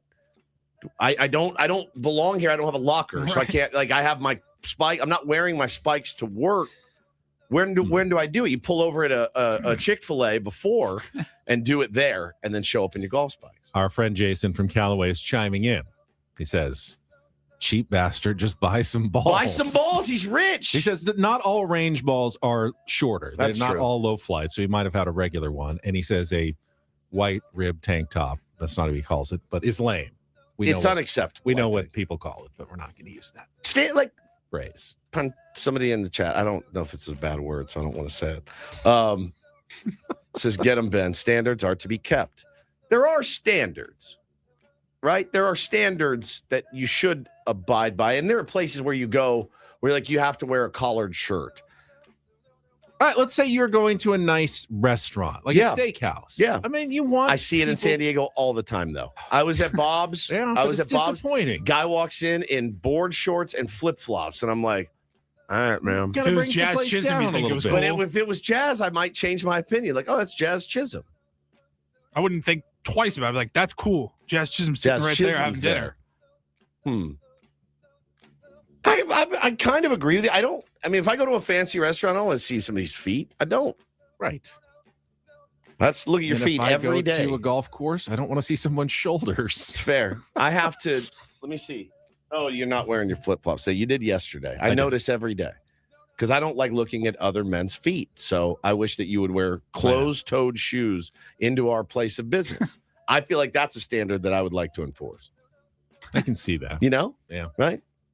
Your feet aren't great. I love feet, as you guys know. Big foot fans. Shoes make my feet hurt. I get it. sometimes. I just understand. feel like if I have an opportunity to not wear them, I do take advantage of Yeah. it. It's true. That's a good one, man. But hey, congratulations to Jazz. It's I had more of a problem with him calling it a double eagle than a hole in one. What? Yeah. Are you an albatross guy? Oh, baby, albatross is another That's one. another word for double eagle. Yeah. A hole in one. That's a hole in one. That's a It is hole also in a hole in one. one. That's the great combo of both. I mean, a hole in one on a par 3 is technically also an eagle, but a hole in one on a par 4 is a double eagle or Have an you ever albatross. gotten close to that? A hole in one on a par 4. Yeah. I've hit the green, I have two. Yeah. especially at the GOAT. They've got a couple of shorter par 4s, but That's a good feeling. don't think I was that close to actually making Getting it in any the of hole. them. Yeah. But like, if I'm on a par 3 and I hit one in off the tee, Yeah. I'm not calling that an eagle. No, that's a hole in one. That's a hole in one. Yeah. Yeah. 100%. True. All right. Good stuff. And that is don't, and do this for a Tuesday. That was Don't Do This with Ben and Woods on 97.3 The Fan. Got college basketball tonight. Woods does not want to hear my rationale about how San Diego State could possibly still play their way into an at-large bid in the NCAA tournament. Paulie, it has been 6 straight weeks of him polishing that turd that it is right now and telling me, I told him, I said, if they win tonight, they could still get an at-large. I go, I'm coming across the table at you. They probably have all that ship is probably sailed. Probably. They He will not let definitely- it go, they man. definitely need to win tonight. Ben is on the to have dock any and hope. the ship is They way def- out in the horizon. He goes, They're going to lose by 2 tonight, and Ben's going to be like, "This is actually No, a good loss." no, it's and fine. now, Well, if we turn our attention we can to look this ahead weekend, to it when we come back with Better Woods on San Diego's #1 sports station, 97.3 The Fan. First, though, if you're thinking about those weight loss injections, let me tell you about a better way. My way, sdfatloss.com. I lost 40 pounds in 60 days without the injections. Well, why wouldn't you do the injections? A few reasons. First of all, if you start the injections, you're committed. You got to keep taking them week after week after week, month after month, year after year. They get expensive, up to $3,000 to $5,000 per year. Plus, you may lose some weight, but it also is a lot of muscle that is coming off. They have done the studies, and when you lose muscle, it then becomes harder to keep the weight off. Your metabolism goes down. You don't want to lose muscle. You want to gain muscle, lose fat. With sdfatloss.com, you can lose fat by eating real foods and increase your metabolism, which helps you keep the weight off after the 2 months. I've kept my 40 pounds off for 2.5 years, and I got through the program, really adjusted to the eating schedule with the help of my counselor. I can do it, and I love to eat. So you can do it as well. You can even, there's cheat days. You can build in a little bit. It's okay. You don't have to be perfect to lose the weight. I love that about sdfatloss.com. Just schedule your free consultation. At least listen to what they have to say at sdfatloss.com. And when you sign up right now, get $200 off the program as well. Join me, Chris Ello, Matt Scravey, so many tier ones in San Diego, and lose weight the sustainable way in just 2 months at sdfatloss.com. That's sdfatloss.com. Results may vary.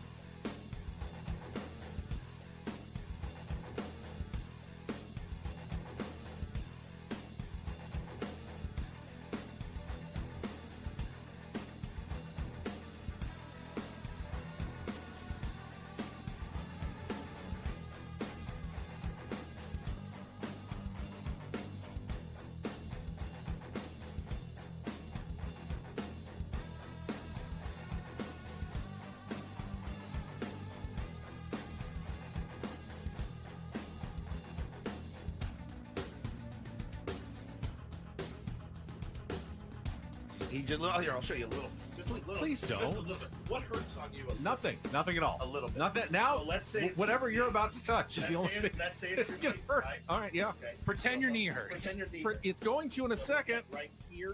Oh, that is not pleasant.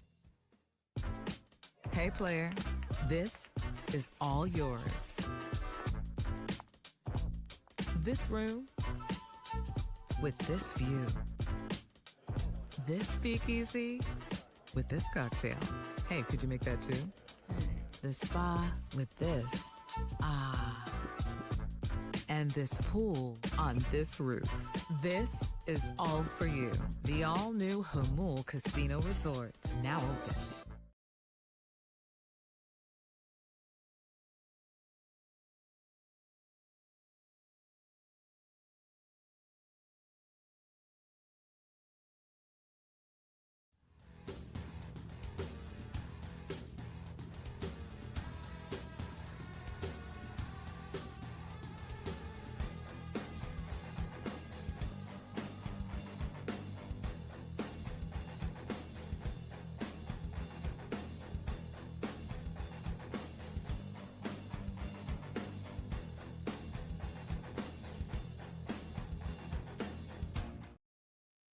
Well, guess I'm Woods up here on the SDCCU fan hotline. It's not big bank banking. It is better. We'll have spring training Sammy join us in the second half of the program. I'm going to at least amend my statement that I'm not so much of a golf snob, that I don't want anyone to feel intimidated by the game.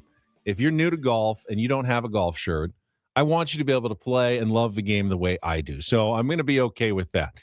I'm still stunned that Jazz was using a range ball, though. That, to me, that's the surprising part. That he didn't want the best equipment possible. Yeah, surprises me as well. When he's out there. Yeah. I wouldn't let my buddy play with a range ball. I wouldn't even play with a Kirkland ball. They're fine. 100%. Play with a Kirkland ball if 100%. You want.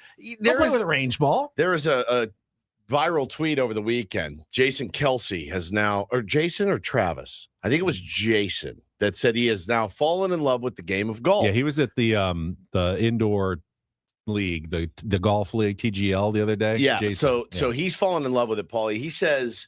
He goes, man, golf shoes, I don't really like them. I need boots. I need golf boots. And he's out there playing in shorts and boots. And somebody just retweeted and said, shrink the game. And I started laughing. I was like, yeah, it does get a little crazy out there.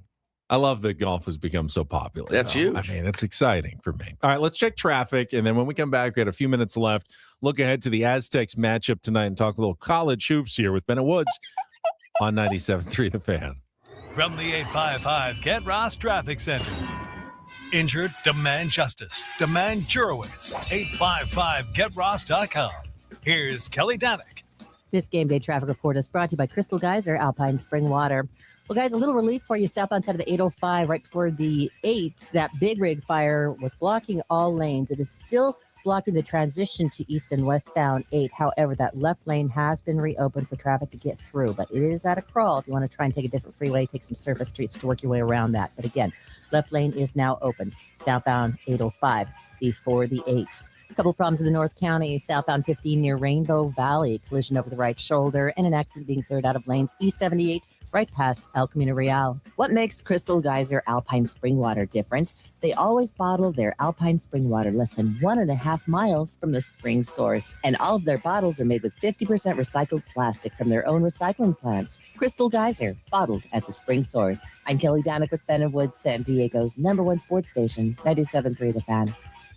So Aztecs, again on the road, quick turnaround to go from New Mexico to Boise tonight. Boise. Take on the Broncos. Boise at 6 o'clock. And, of course, Boise was not too happy when they came to Viejas Arena earlier this season. That was the triple overtime game that most of San Diego turned off thinking the Aztecs had already lost. And somehow they made the 2 3-pointers and forced another overtime and then forced another overtime. BJ Davis. Yeah.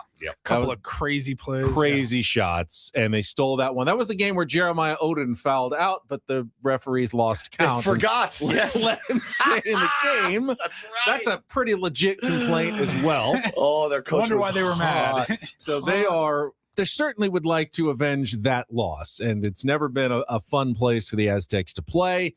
Going up to Idaho, playing Boise State tonight at 6 o'clock. Don't know that the Aztecs, again, can save anything at this point other than they want to be playing better basketball going into next week. All right, when that's it's time for the Mountain West tournament. That's a measured take because I do feel like this morning when you got in, you started the brain going of, well, if this happens and this happens and this happens. I didn't hear this measured take this morning.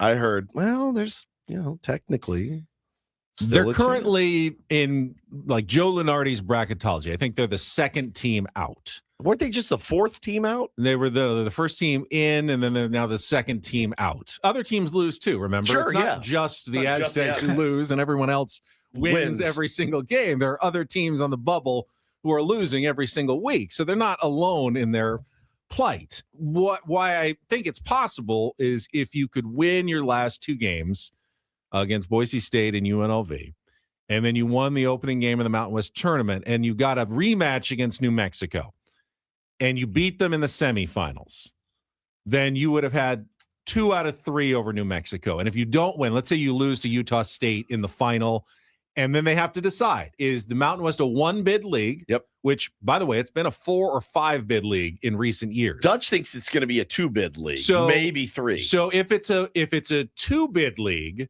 and you're trying to decide between, then Utah State's already in. They've won the conference. They've won the conference tournament. Yep. So you're deciding between New Mexico and San Diego State. Ken Palm, slight edge to the Aztecs right now. Net ranking, slight edge to the Lobos. If you're really splitting hairs and you're looking at it and you have 3 matchups and you go, the Aztecs won 2 out of the 3, which team do you then take? Does it matter what they do in the tournament then?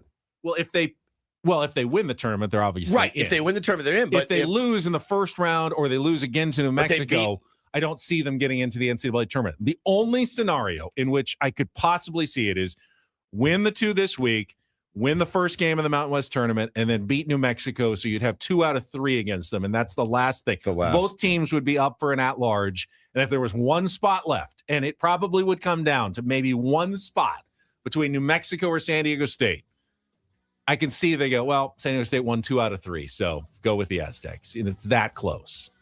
But there's no I feel margin like San Diego for State error. getting in last year when they probably didn't deserve to be Right, in. they'd be in Karma's again. telling me they're not going to get in this year. Possibly. But, I mean, would New Mexico deserve to be in if they had lost 2 out of 3? I don't know. That's the only way that I can see it happening. All right, we'll come back. Hour number 3. We got some Take on Woods and more coming up next on The Fan.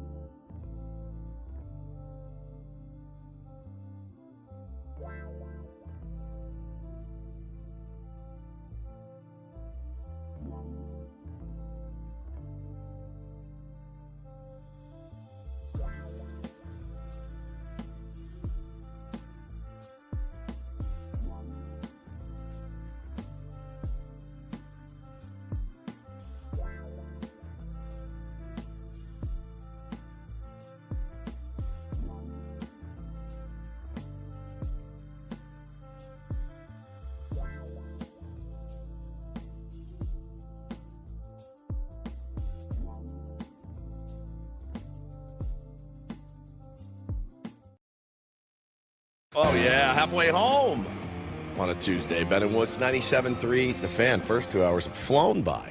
Hopefully the same goes for the last two. Rarely works that way, though, is what I've noticed here on Ben and Woods. I'm Woodsy. Paul Reindl's our executive producer. Ben Higgins, your friendly neighborhood sports anchor, joins us as well. I was just telling you guys about my day tomorrow. We have a meeting after the show. Private. We don't need to share who the meeting's with or anything like that.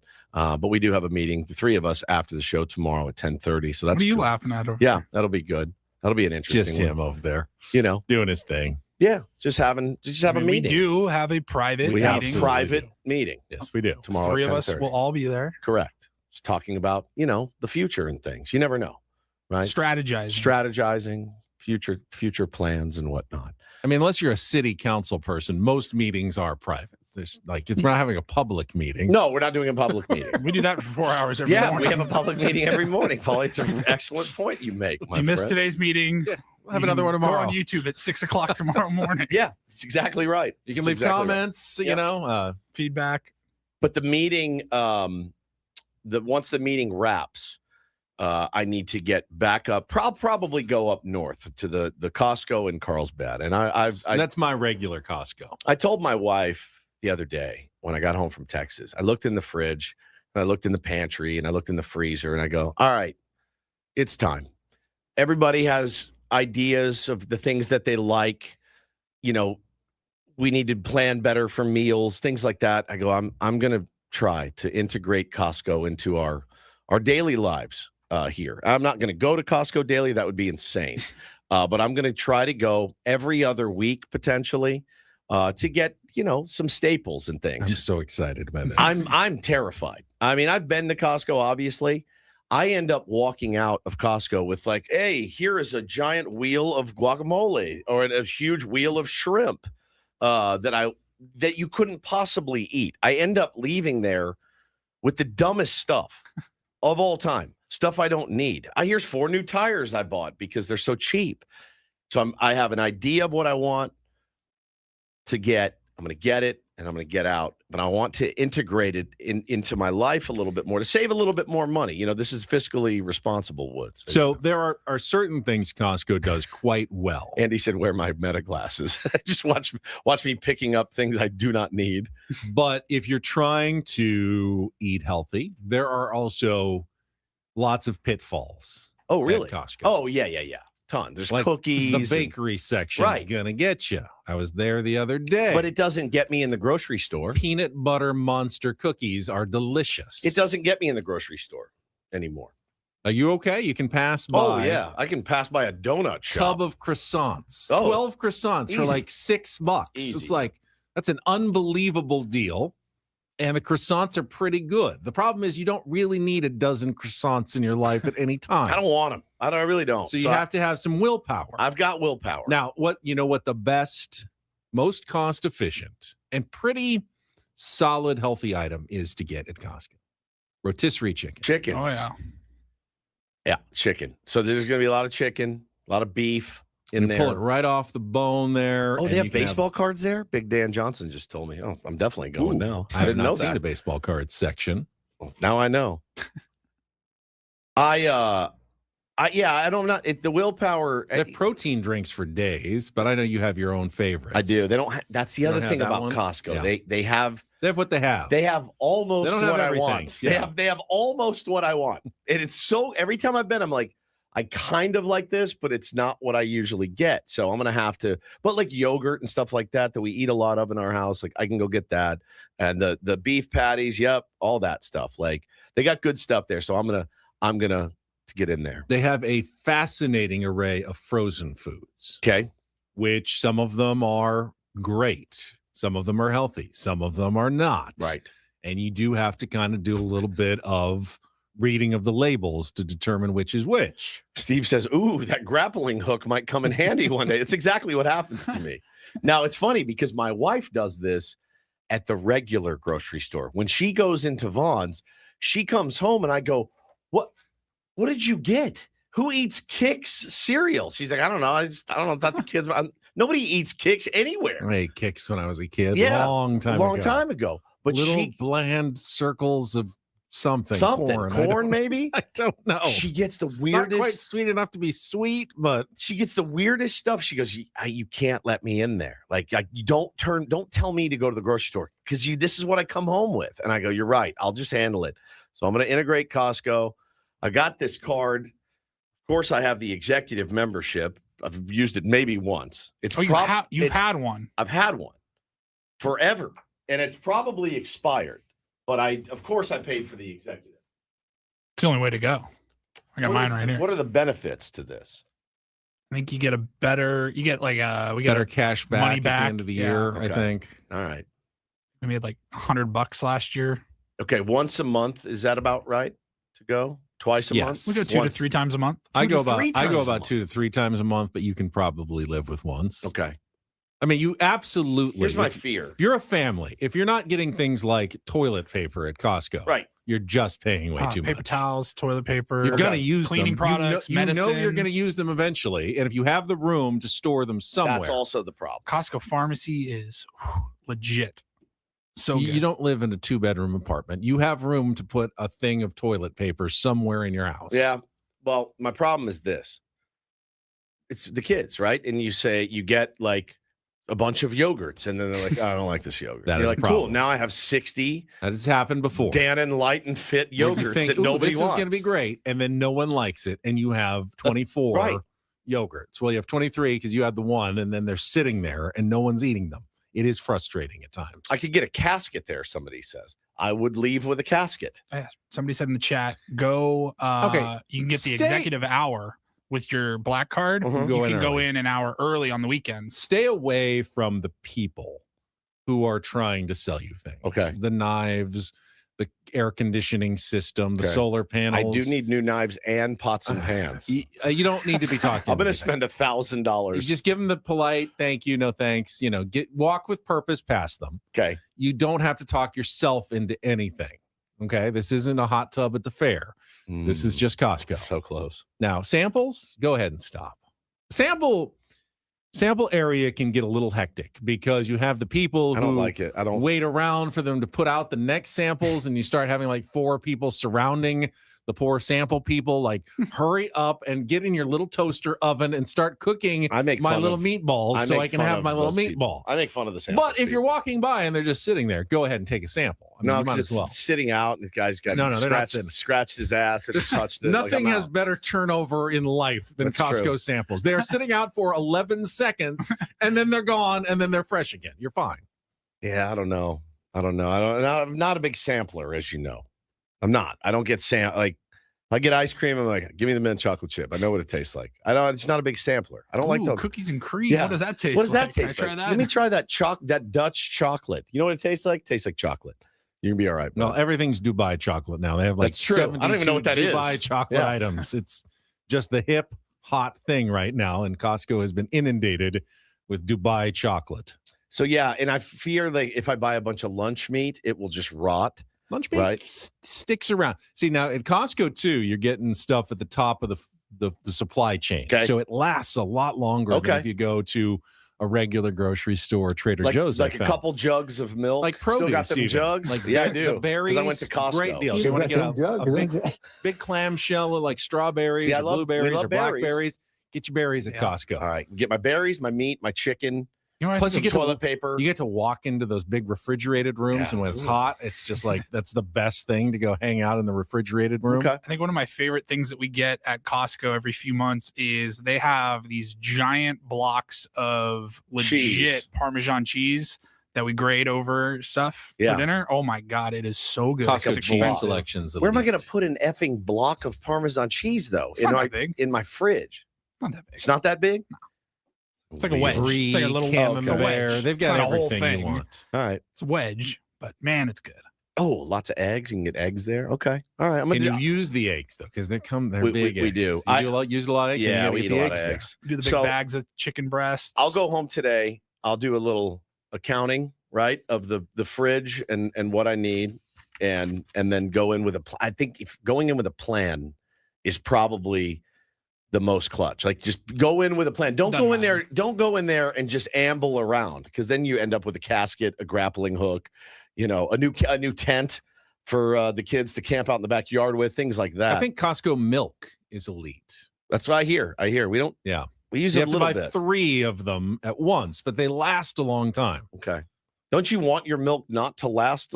I mean, I guess it's just really fresh Super because fresh? it always tastes good to me. We use Even- Fairlife, which Well- lasts a little bit longer, and so we'll go to Costco. so and get Kayla Fairlife. says that's what you're supposed to do when you grocery shop in general. I do. I have a dialed-in list and plan every time I step in the store. I don't leave with anything superfluous ever from It's tougher at from Costco. Vons. Though. It's There's so tougher much there. more Yes, distractions. that's right. So many more distractions. I'm going to end up with a CD player and the CDs and all kinds Do you of not stuff. get your pet food at Costco?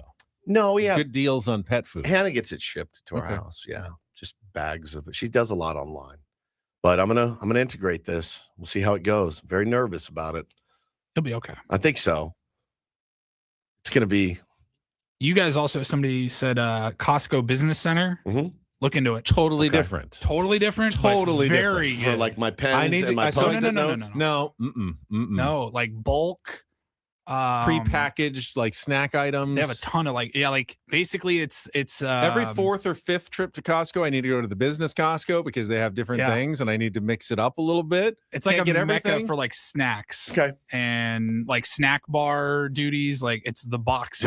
Restaurant also they have like you're gonna find the weird like big giant side of goat. You can get that at the business Costco. My kids love goats. They can't get enough.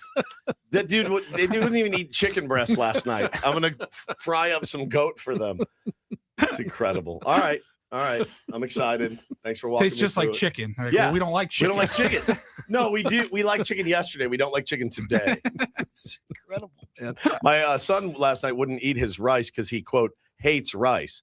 And I said, well, I've seen you eat piles of rice at Sushi Lounge. And he goes, yeah, but it's different rice. I go, it's the same. It's white rice. It's the exact same. He goes, well, I don't like the butter on this one that mom put on there. I go, I don't know what to tell you, dude. Eat your rice so you can have your dessert. You save a lot of money. Buy a rice maker No, I'm not. doing and the big bag of Costco rice. No it will last chance. you 7 years. No chance.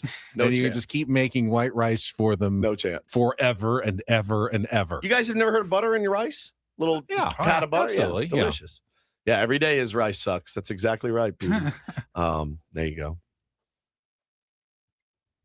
Get to our game. All right, we need a contestant to play a little Take on Woods. Got our prize this week of tickets to the festival at Petco Park, the Field of Dreams, Slightly Stupid, Sublime, and more. If you want to play, 833-288-0973, music, movies, or TV trivia, your choice. Head-to-head against Woods, 833-288-0973. We'll go to our game coming up next after Kelly's Traffic on San Diego's #1 sports station, 97.3 The Fan.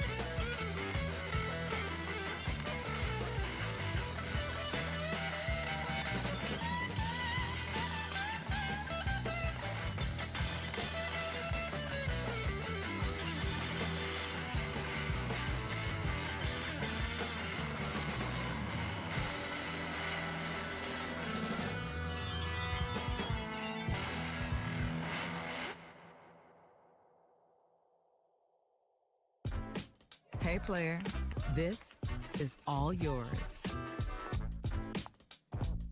This room with this view. This speakeasy with this cocktail. Hey, could you make that too? The spa with this. Ah. And this pool on this roof. This is all for you. The all-new Hamul Casino Resort, now open.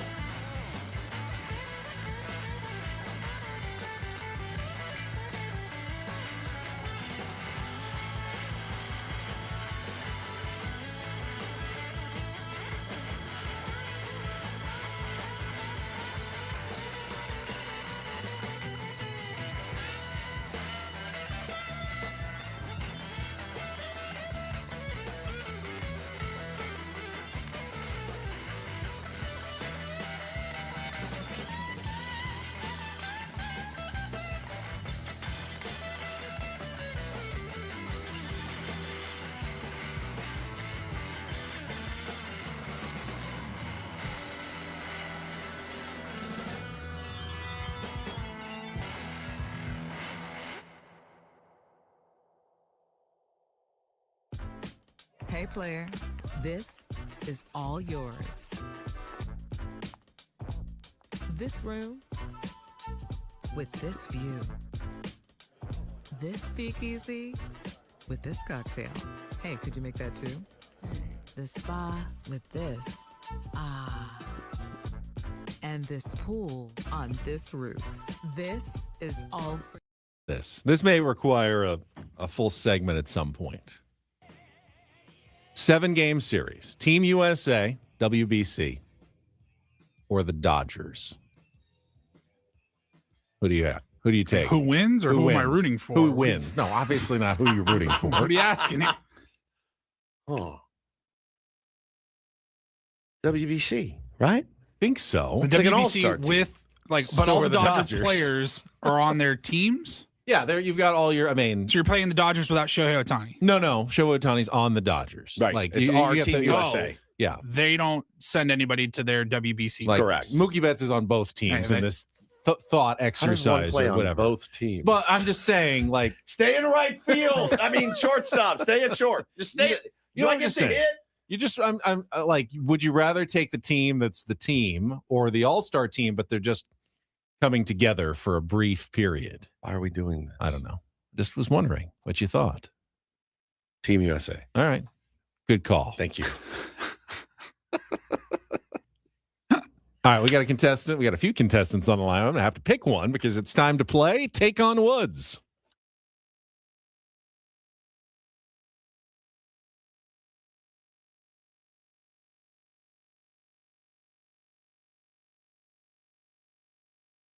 Woods.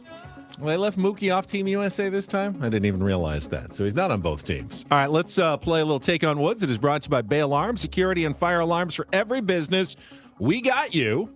And let's go with David. Are you there? Maybe. Hey, Benny. Yep. Yeah, all right. David, you ready to play a little Take on Woods? Let's do it. All right, if you can beat or tie Woods, you will qualify for this week's grand prize drawing. Tickets to Field of Dreams Festival at Petco Park on June 13th, featuring Slightly Stupid, Sublime, and more. Tickets available at Ticketmaster.com. And to give you the advantage, you get to pick our category, TV, music, or movies. For TV, we still have After Cheers. Been sitting there about 2 weeks. TV shows starring former cast members from Cheers. We got music, Dropping the Needle, 5 influential and successful DJs. And our movie category today is Call the Cops, 5 movies with cop in the title. So TV, After Cheers, music, Dropping the Needle, or movies, Call the Cops. What would you like to play, David? Let's get that Cheers one out of the way. Oh, thank goodness. It has been sitting there forever. Today on Take on Woods, a TV category about other shows featuring cast members from Cheers. You'll have 60 seconds to answer as many of the 5 as you can. If you don't know an answer, say pass. We will come back to it if there is time left on the clock. The first question is our 2-second TV theme song. Paulie will play a clip from a show's TV theme song. You need to identify that TV show that stars a former Cheers cast member. David, are you ready to play? Let's go. All right. The category is After Cheers. Let's put 60 seconds on the clock. Your time begins when Paulie plays our TV theme song. Good luck, David. Let's take on Woods. Hey, baby, I hear the blues are calling. Toss salads and scrambled eggs. I have no idea what that is. Uh-oh. All right. Shelley Long returned to television in 2009 to play recurring character Dee Dee Pritchett, the ex-wife of Jay, mother to Claire and Mitchell, in which long-running ABC sitcom? It's Modern Family? Correct. Woody Harrelson became a major movie star after his stint on Cheers, but he returned to TV in 2014 as Marty Hart, in which HBO crime anthology series? True Detective. Correct. Ted Danson found sitcom success again with which NBC series about the afterlife that aired from 2016 until early 2020? Good Place. Correct. Kirstie Place. Alley capitalized on a post-Seinfeld time slot in 1997 to have a top 10 hit starring as a lingerie company owner in which NBC sitcom? Veronica's Closet? Correct. Back to our 2-second TV theme song. Hey, baby, I hear the blues are calling. Toss salads and scrambled eggs. I have never heard that song before Really? in my That life. is Kelsey Grammer singing the Frasier theme song, the actual spinoff of Cheers. You know what? 4 out of 5. You're going Pretty to good. smoke Woods on this Yeah. one. I have no doubt about it. I've never been so confident in a contestant in my life. Hang on the line, David. All right, David's score is locked in. We are in a TV category, not your favorite. Okay. 60 seconds. By the way, the first question is now the 2-second TV theme song. Okay. So you get a TV theme song. You got to identify the show. Your time begins when Paul plays the music. Good luck, Woods. Let's take on David. Hey, baby, I hear the blues are calling. Frasier. Correct. Shelley Long returned to television in 2009 to play recurring character Dee Dee Pritchett, ex-wife of Jay, mother to Claire and Mitchell, in which long-running ABC sitcom? Pass. Woody Harrelson became a major movie star after his stint on Cheers, but returned to TV in 2014 as Marty Hart, in which HBO crime True and Detective. Correct. Ted Danson found sitcom success again with which NBC series about the afterlife that aired from 2016 until early 2020? Pass. Kirstie Alley capitalized on a post-Seinfeld time slot in 1997 to have a top 10 hit starring as a lingerie company owner in which NBC sitcom?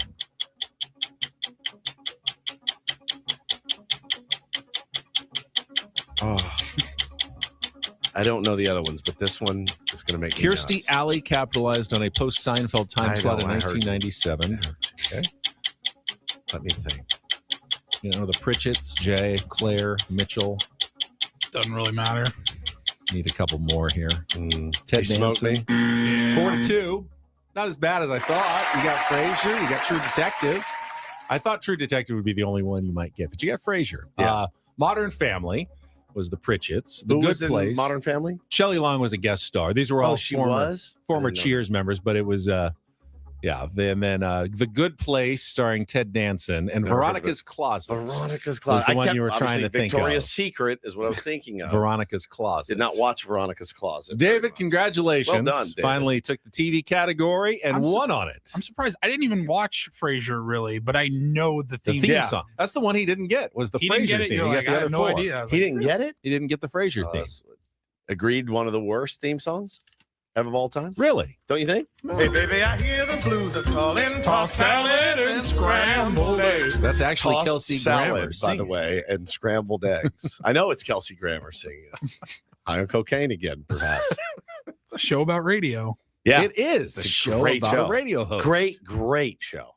Great show. It actually, it's not totally accurate, but it's not totally wrong It's either. not They got a, super he's got a wrong. producer Yeah. that runs the board Yeah, for it's him. great. And, he's got to, put He's a together little arrogant, shows and yeah. stuff. Yeah. Didn't that show take place in Seattle? Seattle, yes. Maybe I did consume more of it than most growing up in Yes, Seattle. because it was in Seattle. Like I watched Dallas all the time when I was a kid, right? If there was a show called San Diego, I'd be into it. Several TV shows about radio. There was WKRP Yep. in Cincinnati, News Radio, which News Radio I was enjoyed great. as well. Phil Hartman was on Yes, that one. He was brilliant. absolutely great. And you got Frasier. Yeah. I mean, all pretty good shows. In Not their own bad. right? Yeah, very good. Ah, man, that's a tough category. Hey, baby, I hear the blues are calling. Toss salads and scrambled eggs.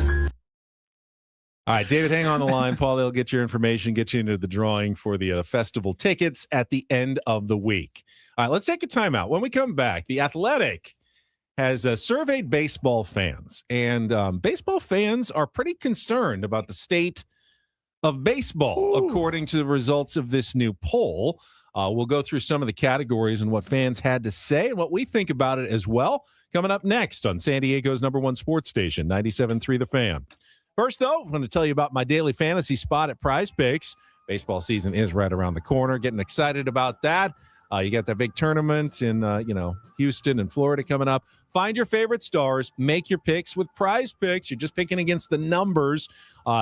Stat projections, essentially. It's more or less. Let's say 1.5 hits in a game or 1/2 of a home run or 1/2 of an RBI. You pick more or less. The more you put into a lineup, the more you can win. And, of course, March is a basketball month, to be sure. You're probably watching games on most days coming up. You can set Prize Picks lineups and win up to 2,000 times your cash. It is easy to play.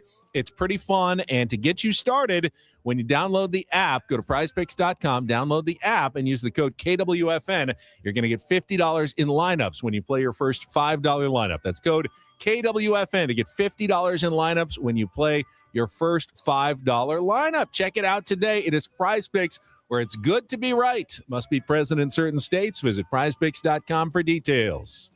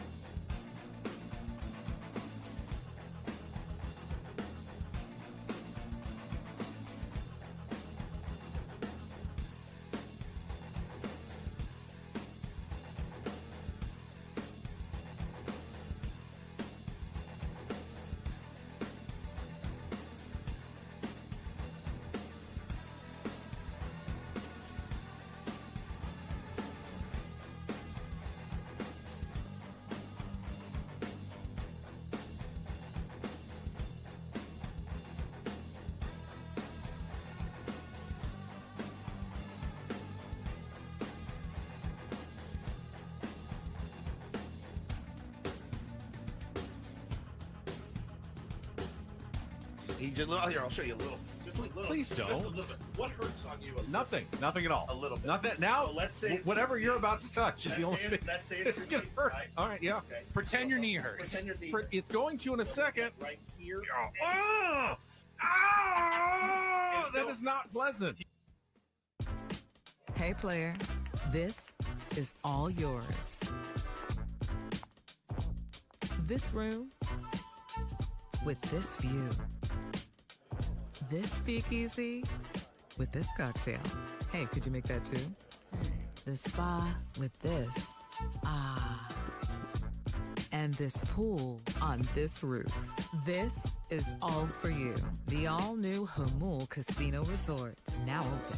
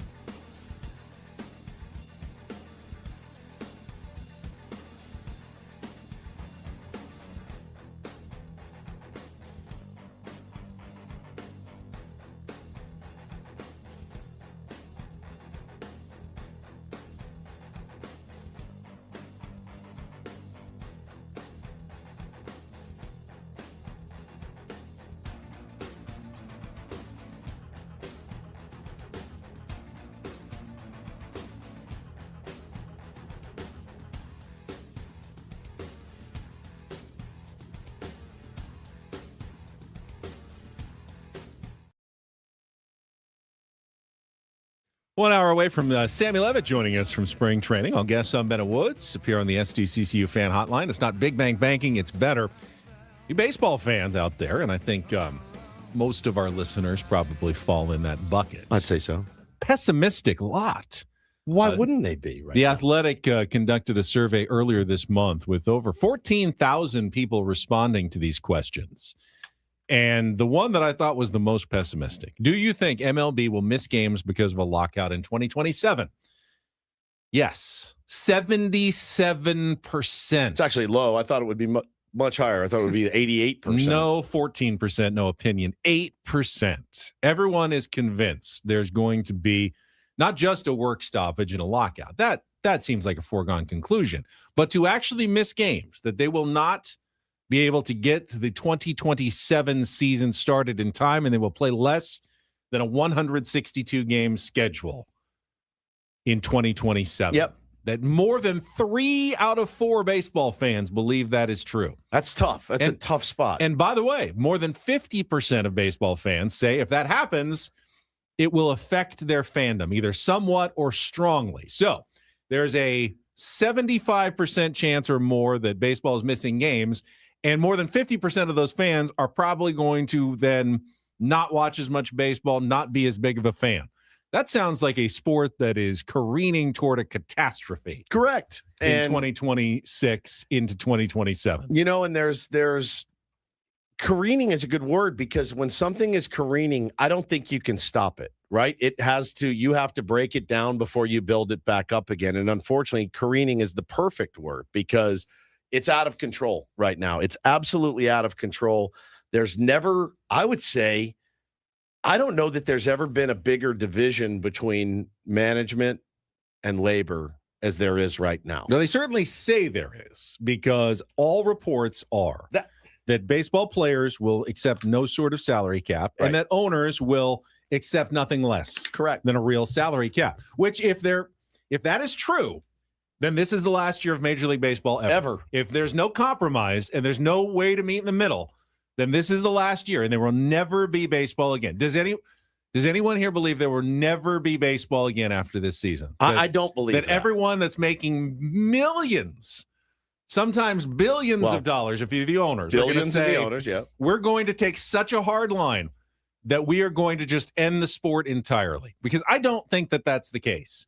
My guess is that all the millionaires are going to want to keep making millions of dollars, which will be a very strong incentive to come up with some sort of compromise. But the billionaires don't want to pay the millionaires any more money than they're already paying. Correct. Let's not act like people haven't picketed and protested and walked out on their jobs with their unions, like, I don't know, forever. Forever. It doesn't mean that, like, construction workers didn't eventually return to work. Or nurses didn't come back to work. Or teachers or anything like that. So but we got to can stand for what you believe in. But we can all agree that in the end, either owners will budge off their demand for a salary cap or players will budge off their demand for no salary cap. Because if neither side budges, we will never have baseball again. So someone's going to budge. I believe it will be the owners. Okay, fine. But that means that there is going to be a compromise at some point. Someone is going to budge. Yeah. Yeah. I just started when we were at spring training. Jay Cronenworth recommended, and Jay Cronenworth is the union representative for the San Diego Padres and one of the 8 executive guys. Nick Pivetta is actually the team rep. Rep. Jake is actually above that. He's one of 8 executive subcommittee members. That's kind of even more instrumental to the league's strategy, the players' union strategy for the upcoming CBA negotiations. So we talked to Crony, and he is extremely passionate about this. And I did not know that about Jake Cronenworth. We've known Jakey a long time. And he recommended a book. He said, go get the book. It's called The Game, Inside the Secret World of Major League Baseball's Power Brokers. It's by John Pessah, P-E-S-S-A-H. Pessah? Pessah. Yeah. Pessah. John Pessah. So I started reading. I got it. And I started reading it last night. And the very first chapter is Bud Selig and his cronies when he was just the owner of the Milwaukee Brewers, Ben. But he was, very high up, well-respected. He and his cronies trying to oust one Fay Vincent from the game of baseball. Fay Vincent did have 5 or 6 guys on his side, one of which was George W. Bush. This was back when the commissioner was more of an independent figure rather than a puppet of the owners. That's exactly right. It's funny, though. So the George W. Bush was one of the most staunch defenders of Fay Vincent. And George W. Bush also had eyes on becoming the next commissioner of baseball, but they didn't think he was smart or sharp enough to run baseball. So then he became governor, and then he became president after that, but could not run the game of baseball. It's pretty cool. And they talk about, what it meant to oust that guy from the position. They're talking about Donald Fair, who's like union leader. Donald Fair. He's amazing at what he does. They talk about the greed of the owners, how they've wanted, a salary cap even back then. This is probably, when was Fay Vincent around? The 90s? 80s. They've been wanting this for a long time.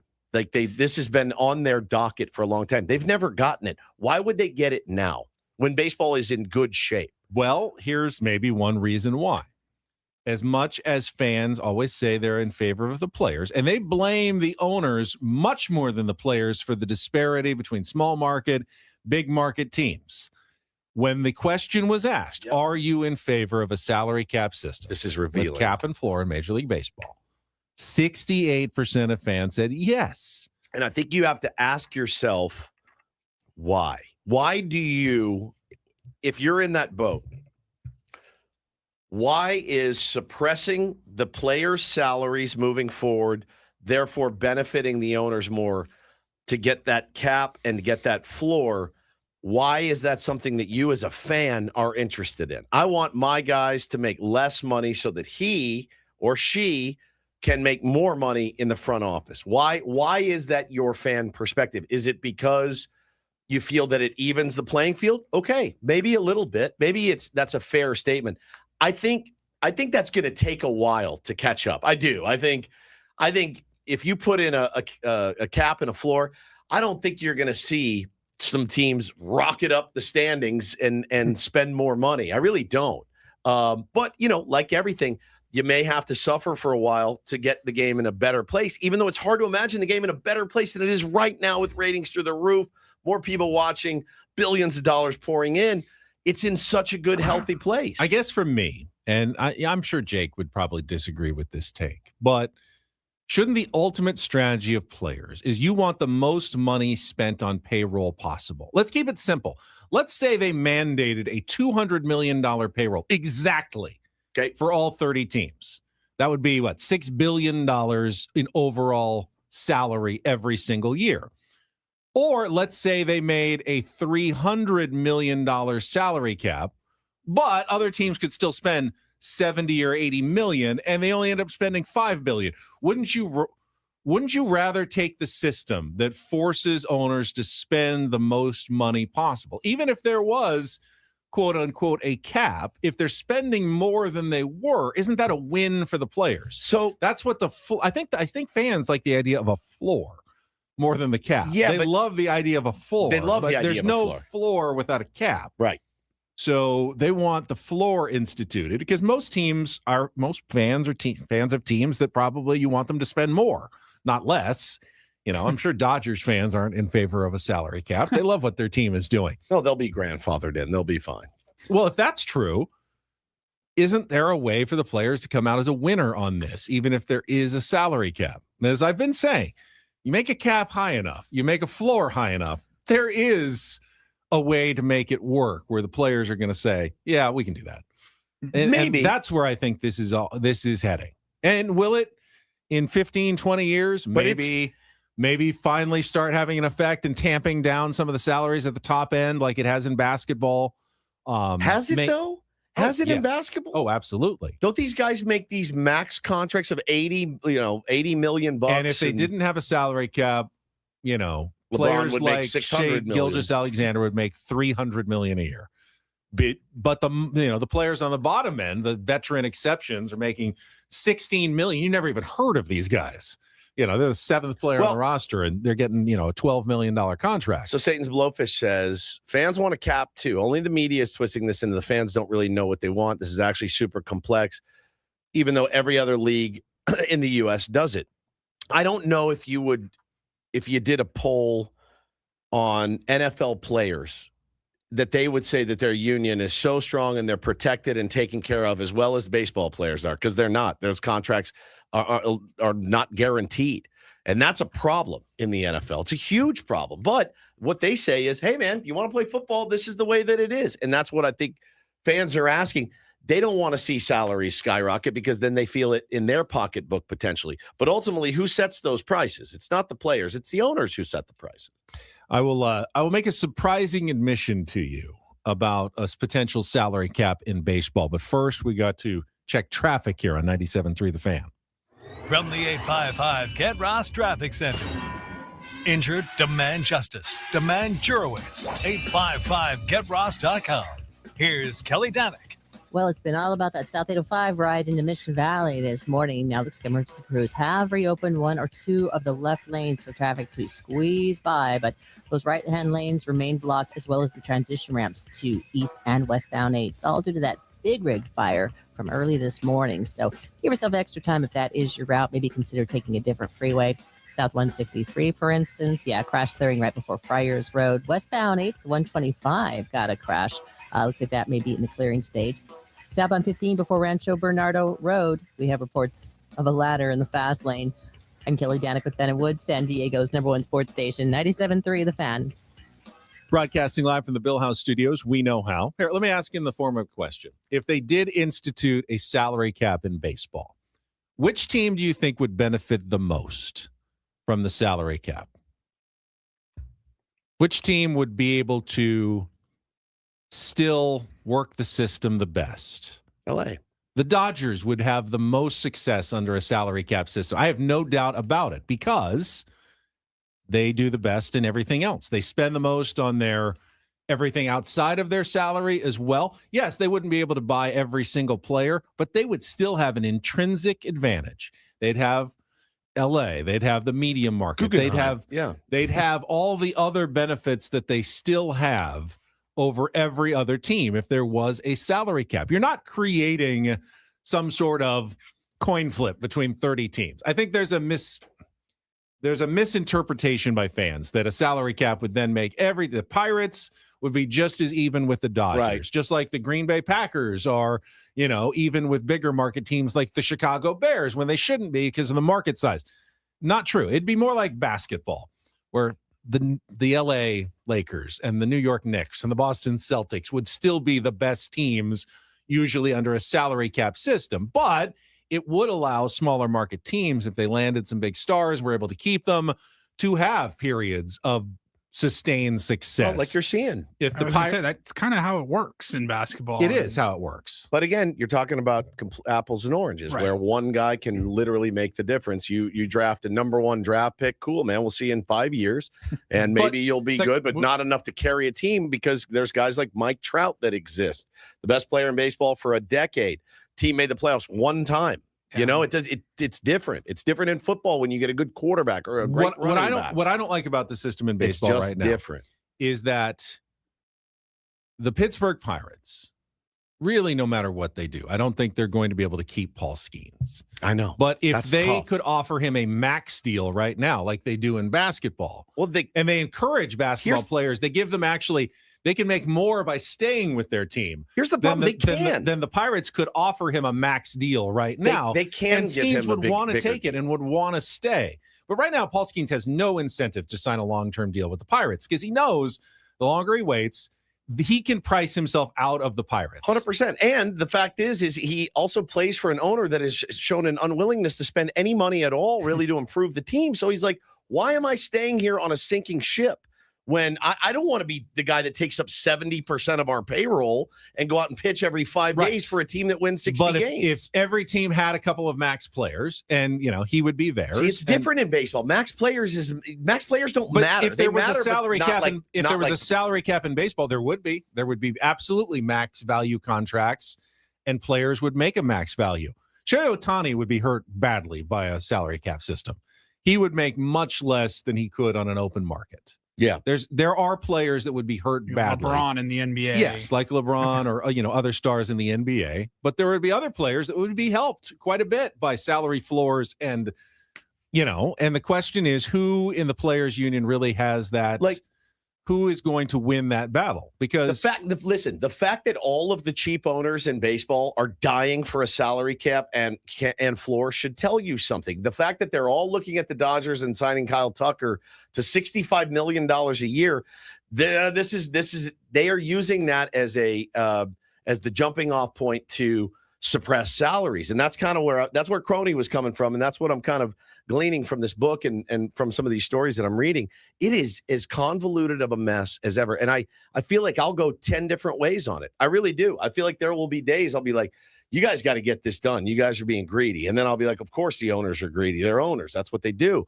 It's just hard for the fan, the casual, not even casual, the passionate baseball fan that depends on 162 a year for their mental health. You know what I mean? Like something that they look forward to every year. It's hard for us to be able to wade through some of this stuff. But I generally, because I'll tell you this, man, there are guys in our business, in the radio business, that have signed contracts that are embarrassing. They're embarrassing to the profession. And guess who that screws? That screws me. That screws me. And that screws you. And that screws you. It happens all the time. And that sucks when they do it. No, bro, San Diego be on the radio? Yeah, I'll do it for 35 grand.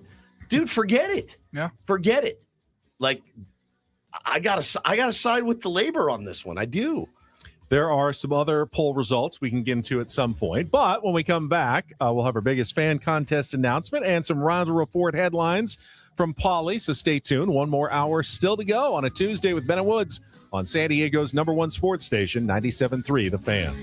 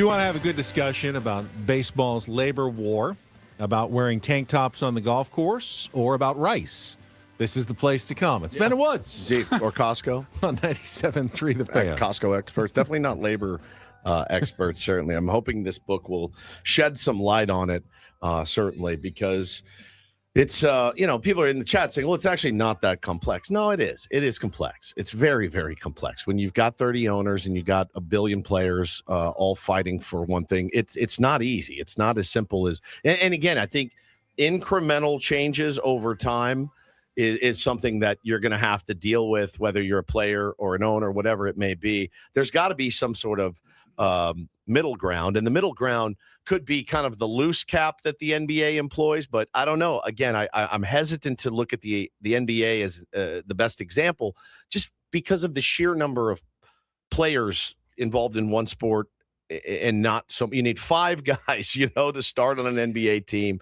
26-man rosters in baseball, minor leagues, all of that. It's different, man. It's different. But I do think it would be fun to see the quote unquote even playing field, right? To see what it would look like when the Royals can spend $400 million and the Dodgers can spend $400 million, and let's see who wins in scouting, development, drafting, all of that. But the owners aren't the only ones who are somewhat divided because of different markets. If I remember correctly, the last time we had this labor, negotiation, 2022, and we got to the near, spring training was starting to be impacted and the regular season was going to be impacted. When they came up with the final deal, every member of the baseball executive subcommittee said to players, vote no. This isn't a good deal for us. Yeah. And it passed anyway because players wanted to get back onto the field. Yeah. So players aren't 100% united on all this either. Yes, exactly. Yeah, it's true. It's a good point, because there are probably guys going, you're joking. Like we can't miss games. Like there's no way we can miss games. There's guys that aren't as financially set as some of these other guys, and they need the money. So I totally get it. All right, before we get to our Reindl Report, it is time to announce today's biggest fan. If you hear your name called, you'll have 10 minutes to call us back at 833-288-0973 and qualify for our grand prize, 20 tickets for you and your friends for a night in our Odyssey Suite at a Padres game with all the fan staff, catered by Spiro's Mediterranean Cuisine. And if you don't want all the fan staff, if you want to say, hey, I don't want Woods there, deal, you can absolutely you can do that. Exclude 100%. Certain fan staff members. We have no problem with that. Pick and choose the fan staff you want. It's so true. I'd love, thanks for winning the prize. I don't want Woods there. Listen, no, I don't want anyone to feel like I don't want to win that prize because Paul's going to be there. Yeah, no skin off my back. I get it. I get it also. So maybe you don't like, whatever, but that's fine. You just gotta let me know. Yeah, exactly. Don't hurt my feelings. No. This morning's biggest fan is Patrick Area from Spring Valley. Patrick Area from Spring Valley. You've got 10 minutes to call us at 833-288-0973. Paulie, take it away. And get things started here with our today's edition of the Reindl Report. Now tuned into the greatest. Welcome to the Reindl Report with Paul Reindl. Hi, Paul. All right. 2 stories from the world of sports that we haven't gotten to yet. We'll start off in Major League Baseball. And 1 story that you didn't know you needed. Are you laughing, biatch? It's the Reindl Report Hey, Paul, how you doing? Okay, how are you? on 97.3 The Fan. Are you ready to bless the mood? I need some help, please. That was good. Can I get a yeah? Oh, yeah. All right. All right. All right. Happy Tuesday, gentlemen. Happy Tuesday. Where to start off? A little update here on a former friend of the show. Well, I guess he's still a friend of the show. We haven't stopped the friendship. But you guys remember a couple of years ago when we had Cristo Fernandez on the show? He was Danny Rojas. From Danny Tabasco. Rojas. Apparently, he's been training with a professional team and has been trying to make it professionally as a soccer player. Says here he played 30 minutes in a friendly for USL Championship team El Paso Locomotive against New Mexico United on Saturday. That was the league the Loyal were in. Is that the same league? Same league. There we go.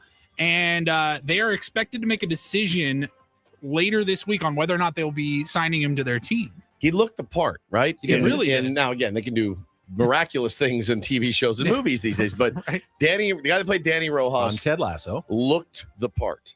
He's been training with the club since last Thursday. He's 35 years old. And he says here he played for an academy in Mexico as a teenager before he had injuries to his knee. Then he pivoted to acting, but he wants to still pursue this career as a soccer player.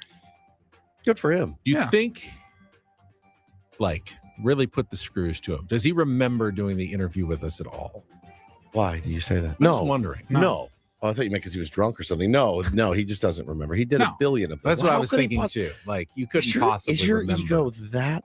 No, big? I'm assuming the answer is no. No, it's Why would you definitely ask that no. question? Definitely Why no. would you don't have to ask every question that pops into your head? You think Ice Cube remembers that one time 6 years I'd ago? like to think Ice Cube remembers me fondly. Benny, I promise you, the guys that interviewed with us at spring training last week don't remember interviewing. You don't with think us. Ice Cube No. remembers Mayonnaise Man? No. Really? No. Like wacky? Sometimes you got to make. Really? You got to get rid of the Small smaller memories to make room for the bigger ones. Does Nick Castellanos remember us? I was in the band. I wore a cape. So good. No, nobody remembers us ever, and that's kind of the way we want it. You know, Sort of. Yeah. Really? No, it was a very unmemorable interview. It was fun. It was good to talk to him, but it wasn't. We didn't get to. I mean, I literally said, "You guys remember when we had this guy on the And show?" I And Woods was forgot like, his Who the name. hell is that? Yeah, I thought it was a pitcher or something. He said Cristo Cristo Fernandez. I'm like, Fernandez. oh, is it a pitcher? No, You don't he think doesn't. Ice Cube remembers me? No. Cube No. doesn't remember If you me? saw him in an airport and Well, he was doesn't like, know what I look like. no, but if you saw him in an airport, he was sitting at the airport Listen. bar, and you walked up and sat next to him, and you go, I don't want to bother you, I'm man. Mayonnaise Man. You remember I'm me? Mayonnaise Man from He would that interview. remember He that. might. He might. I feel like he might. I rapped that song to you on my Yes. radio show. He may remember. Now we got Mayonnaise Man. I think he might remember that. He might. That was memorable. I've never heard my lyrics butchered in such a way. Right. It was I great. mean, maybe. Stood out. Hey, remember the time we insulted you? Yeah. Essentially. Yeah, and had him read. Yeah, hit the do. Hit the Hit the dough. dough. All right, we'll move on. We Good for him. I hope he gets signed. Now, we talked about this on Friday when you were out. This pervert over here to my right brought it up for Do This. The Atlanta Hawks are doing a promotion coming up in a couple of weeks. Okay. Magic City Monday, Okay. where they will be honoring an iconic gentleman's establishment in the Atlanta area. Didn't Paying- we just do a Magic City story? Something. Somebody went to Magic City or something. Did we not? It's famous. It's It is world very famous. famous. Yeah. For So the lemon Atlanta pepper Hawks. wings. Yes, they're doing Magic City Night, and we were talking about that on Friday. Ben brought it up as his do this. I love what the Hawks are doing. I think this is great. The game is going to be on March 16th against the Orlando Magic. They're going to have T.I., a very famous Atlanta-based rapper. Yes. He will be performing at the game. It says the Hawks will serve the world-famous wings at the game, and there will be limited edition merch. They have gone. They're literally saying we're going to, at our basketball game, serve the world famous strip club wings, and we're going to have merch for what's the name of it? Magic City. Magic City. Save him saying Magic City. Yeah. The internet was very quick to remember because of NBA and strip club. Remember back in 2020, they had the bubble. And players could choose to opt in, but it's like, hey, if you do this, you cannot leave Yeah, the you got to bubble. stay in the bubble. And some players said, I can't do it. Well, back in 2020, Lou Williams actually left the bubble and said he had a family emergency to go to. He went to Magic City. But on his way to the family emergency, Yeah. he had to stop by Magic City. Needed They were the in wings. Orlando in the bubble, and he said, I got to go. I got to get these wings. He went. So there That's was incredible. one critic, though, in the NBA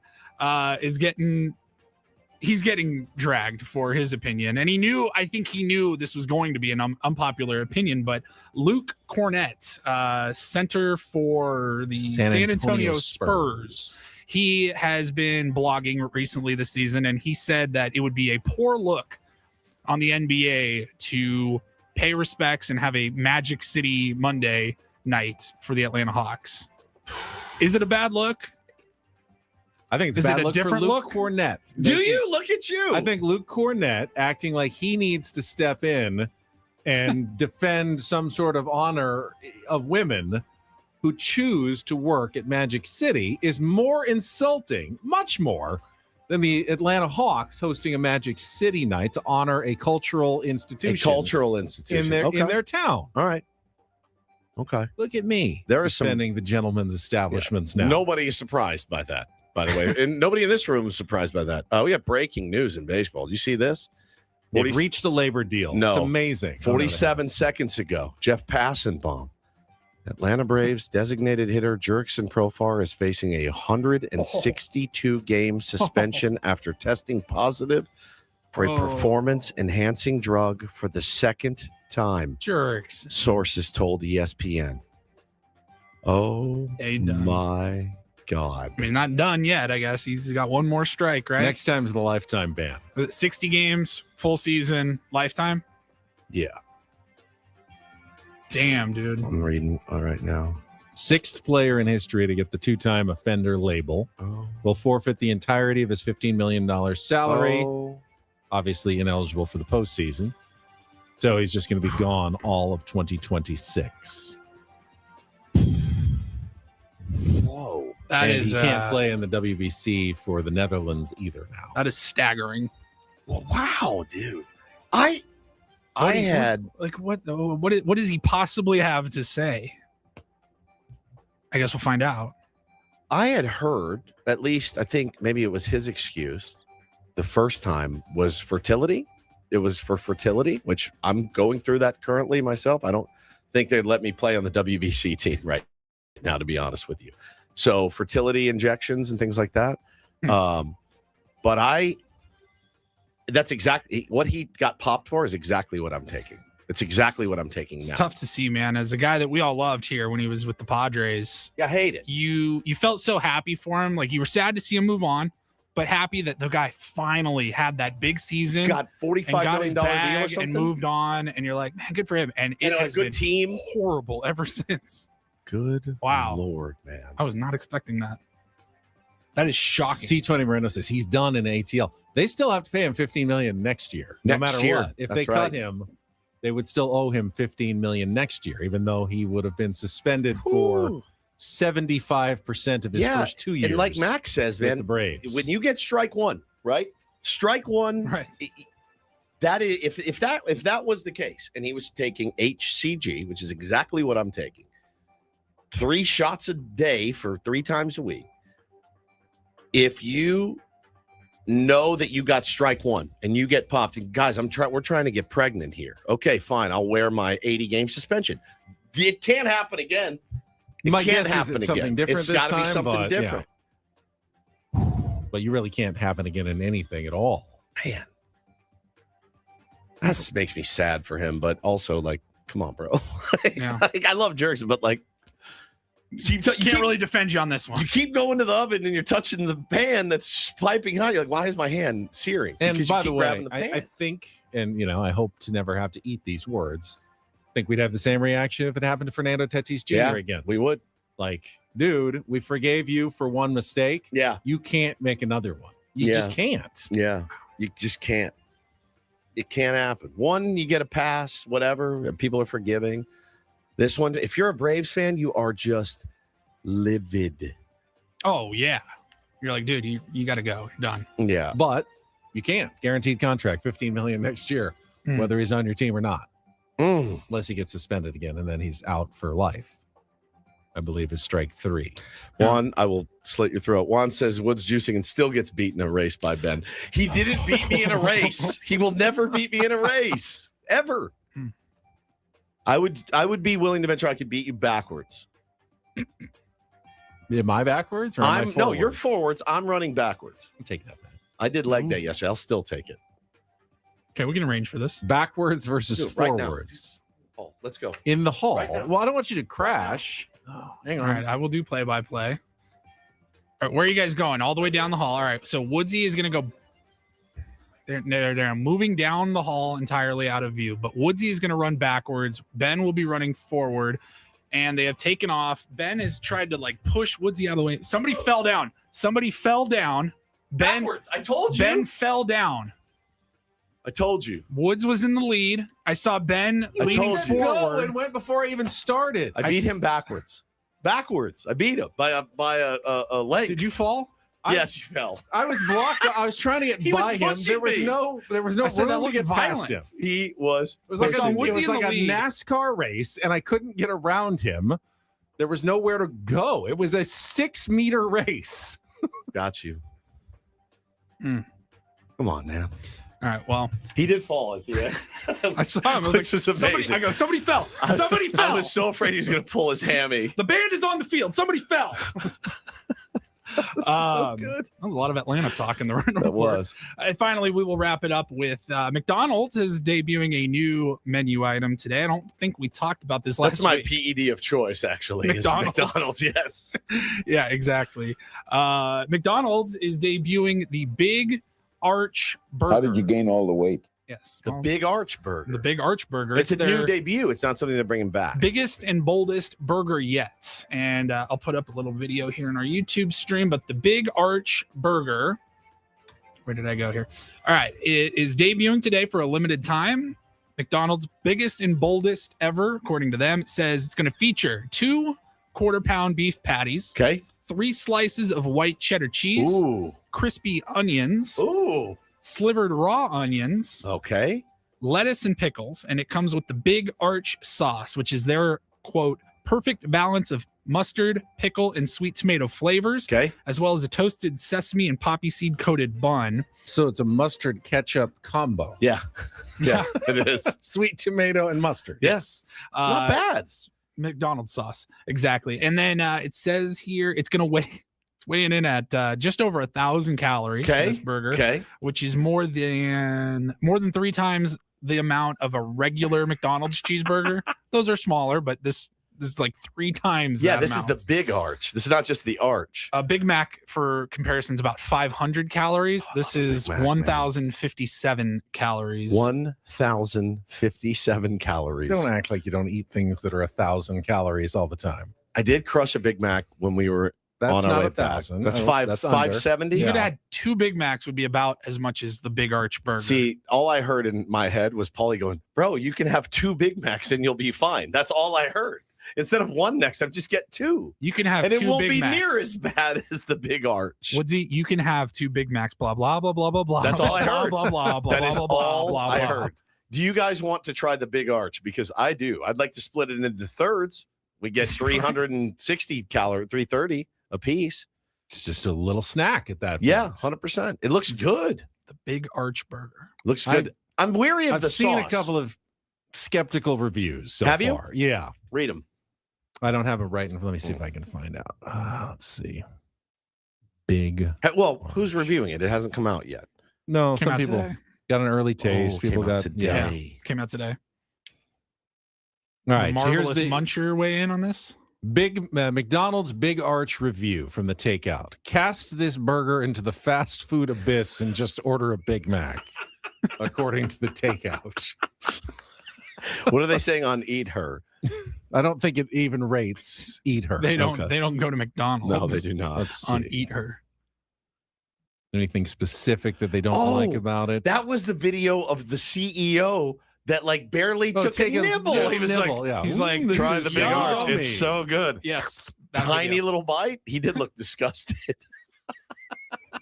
All right. I do want to try. I want a bite of it. Can you go get me one? Right Loser now? of the race goes to get a Big Arch right now. I don't think they're available yet because it's breakfast hours still.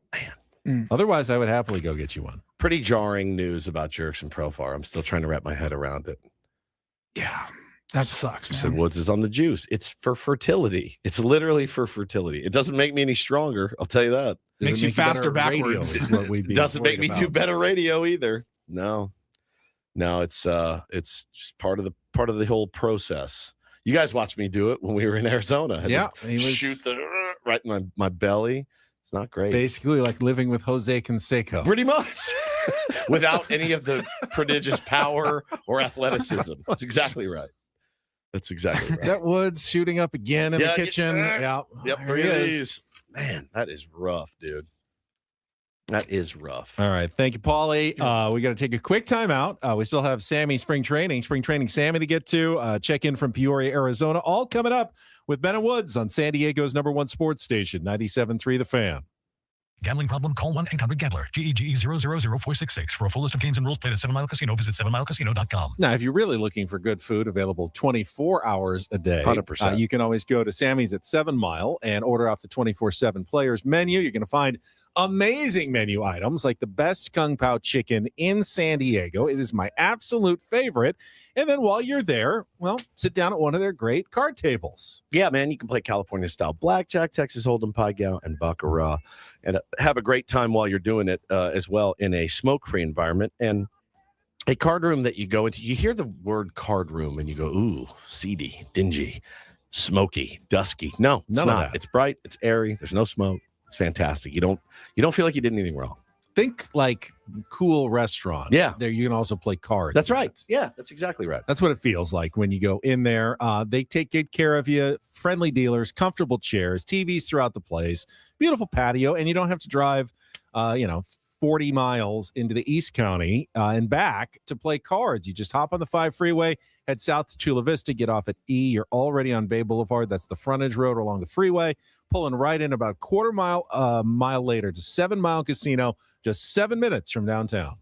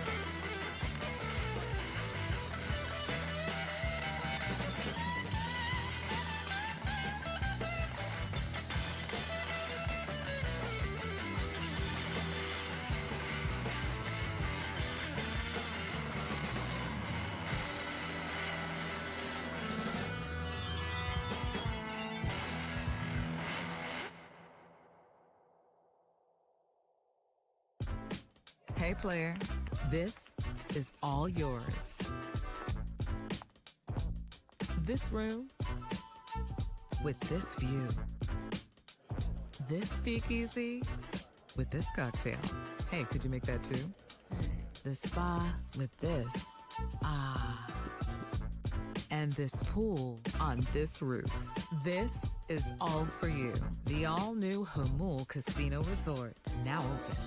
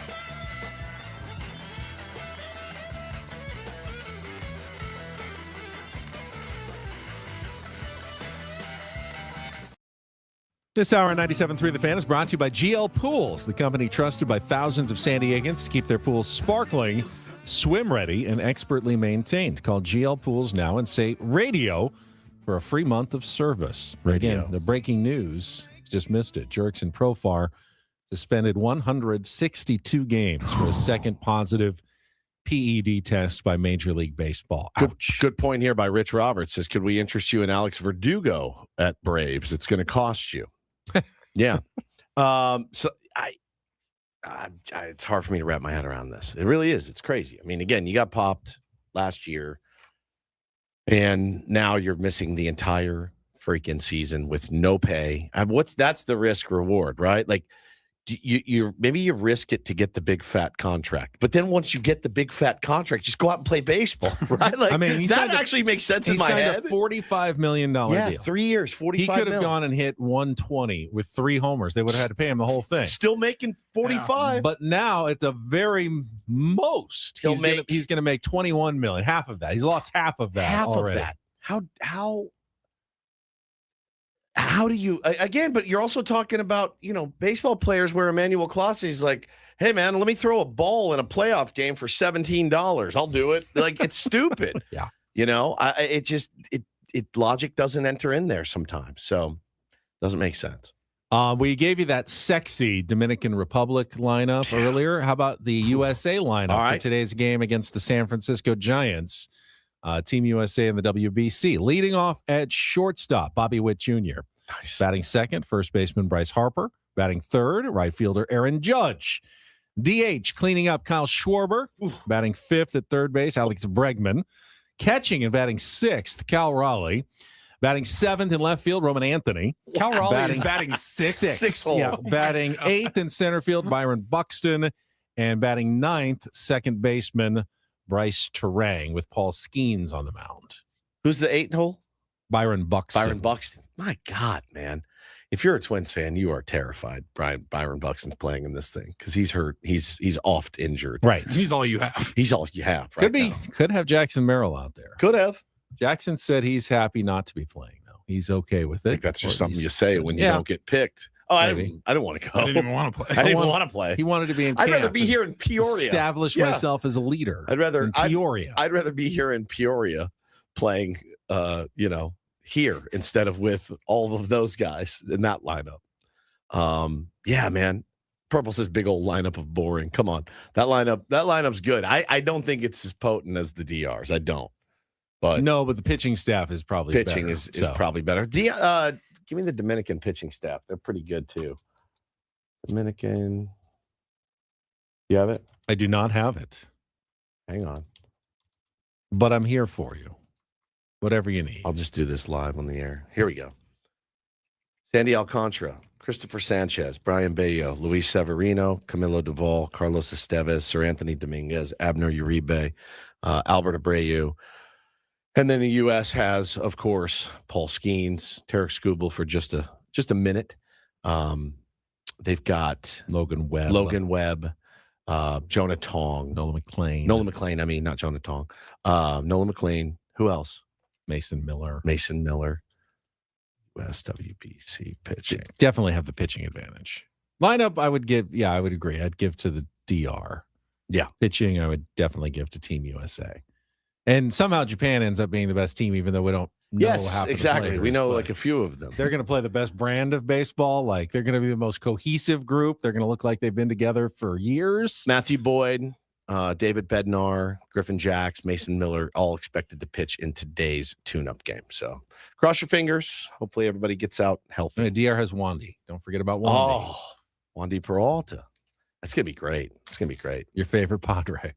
He is my favorite Padre. I know he is. He is. All right, let's take a quick timeout. We'll get an update. Sam Levitt's got an update on one Walker Buehler from Padre Spring Training in Peoria. We'll get to that coming up next. Can I tell you how proud I am of you for not doing Bueller yet since we've signed him? They did it once. You did it once? I think so. I don't think you did. I think I would remember. I just wanted to tell you how proud I am of you. You're welcome. On San Diego's #1 sports station, 97.3 The Fan.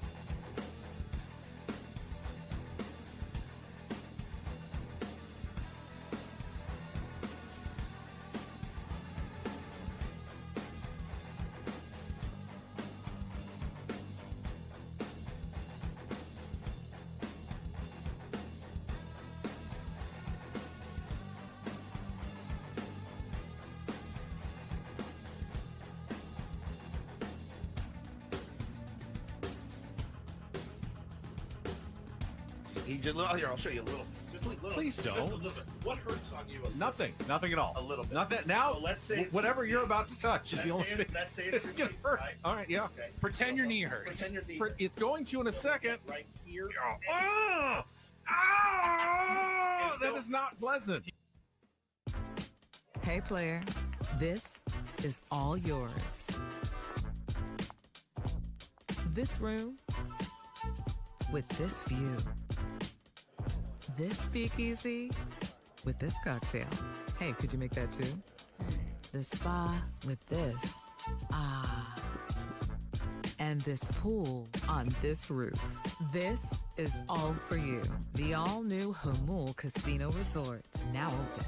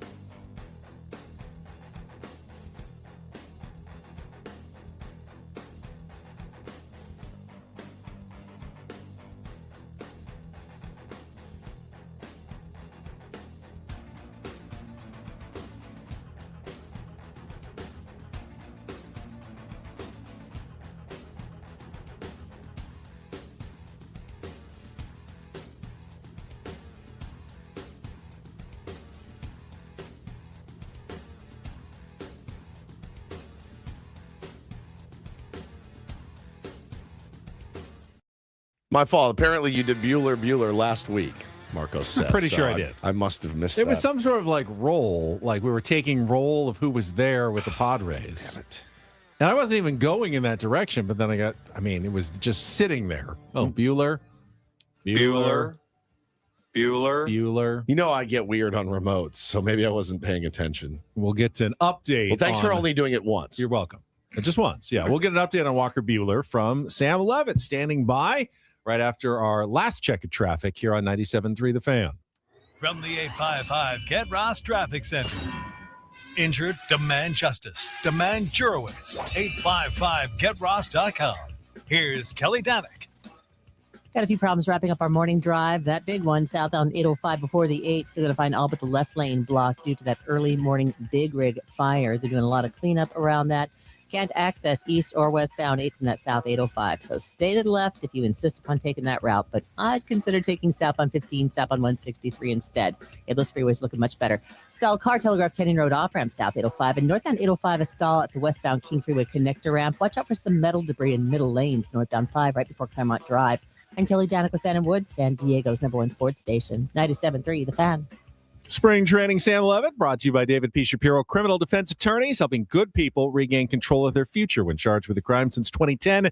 Visit davidpshapirolaw.com. Maybe David Shapiro can handle Jurickson Profar's appeal. Good people. I think it's criminal.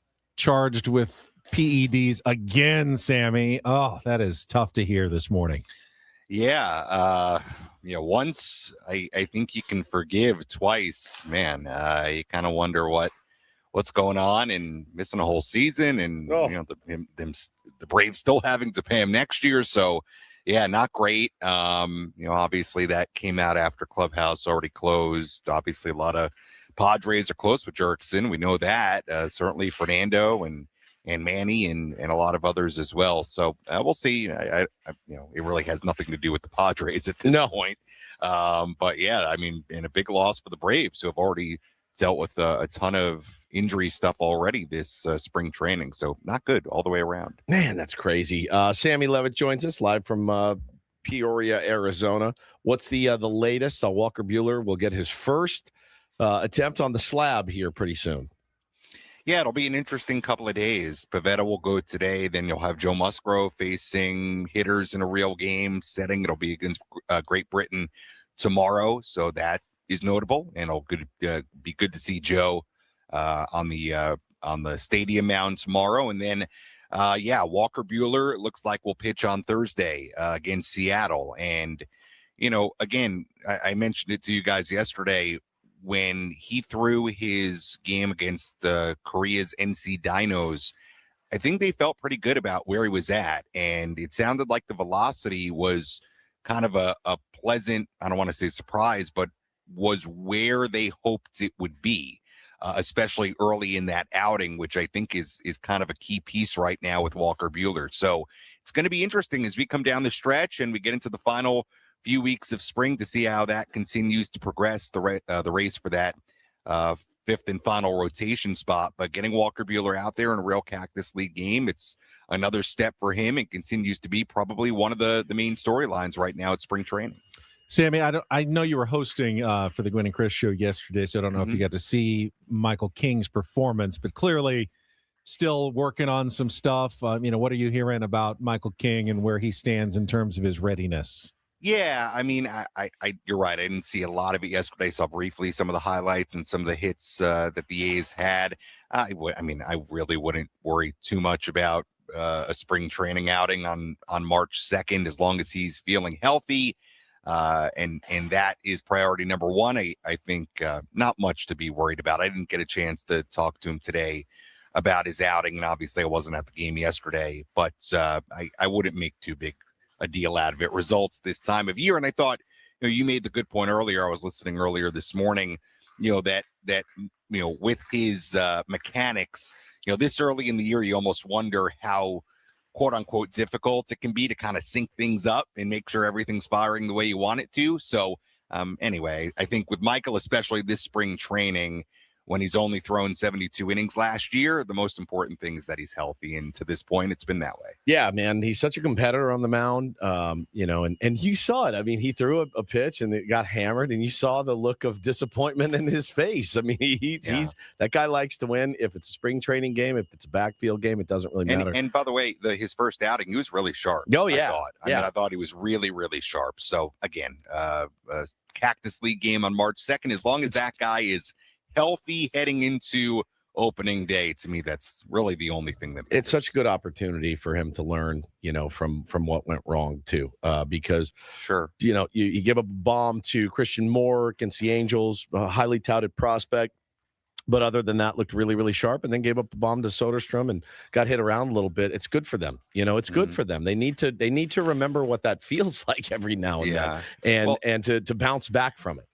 Yeah, it's funny. And we talked about it on the afternoon show yesterday. If you ever needed a reason to not read too much into spring training results, that Castellanos situation where he works that great at bat early in the game and then hits one down the line that's clearly fair, could have been a 2-run double, and instead is ruled foul and he ends up grounding into a double play. If you ever needed more confirmation that you can't just look at the box score and really take much away from these games. That was kind of it. Not to devalue the Cactus League too much, because I think for a lot of guys it's important, but certainly guys that are going to make the team and more veteran guys, you certainly take all the results with a grain of salt. By the way, he's been robbed of a home run and a double now. That's significant slug for Nick Castellanos that he's been robbed of. Literally, it was a home run. They said it was a double, and then he hit a double that they said was a foul ball, and they ended up grounding into a double play. So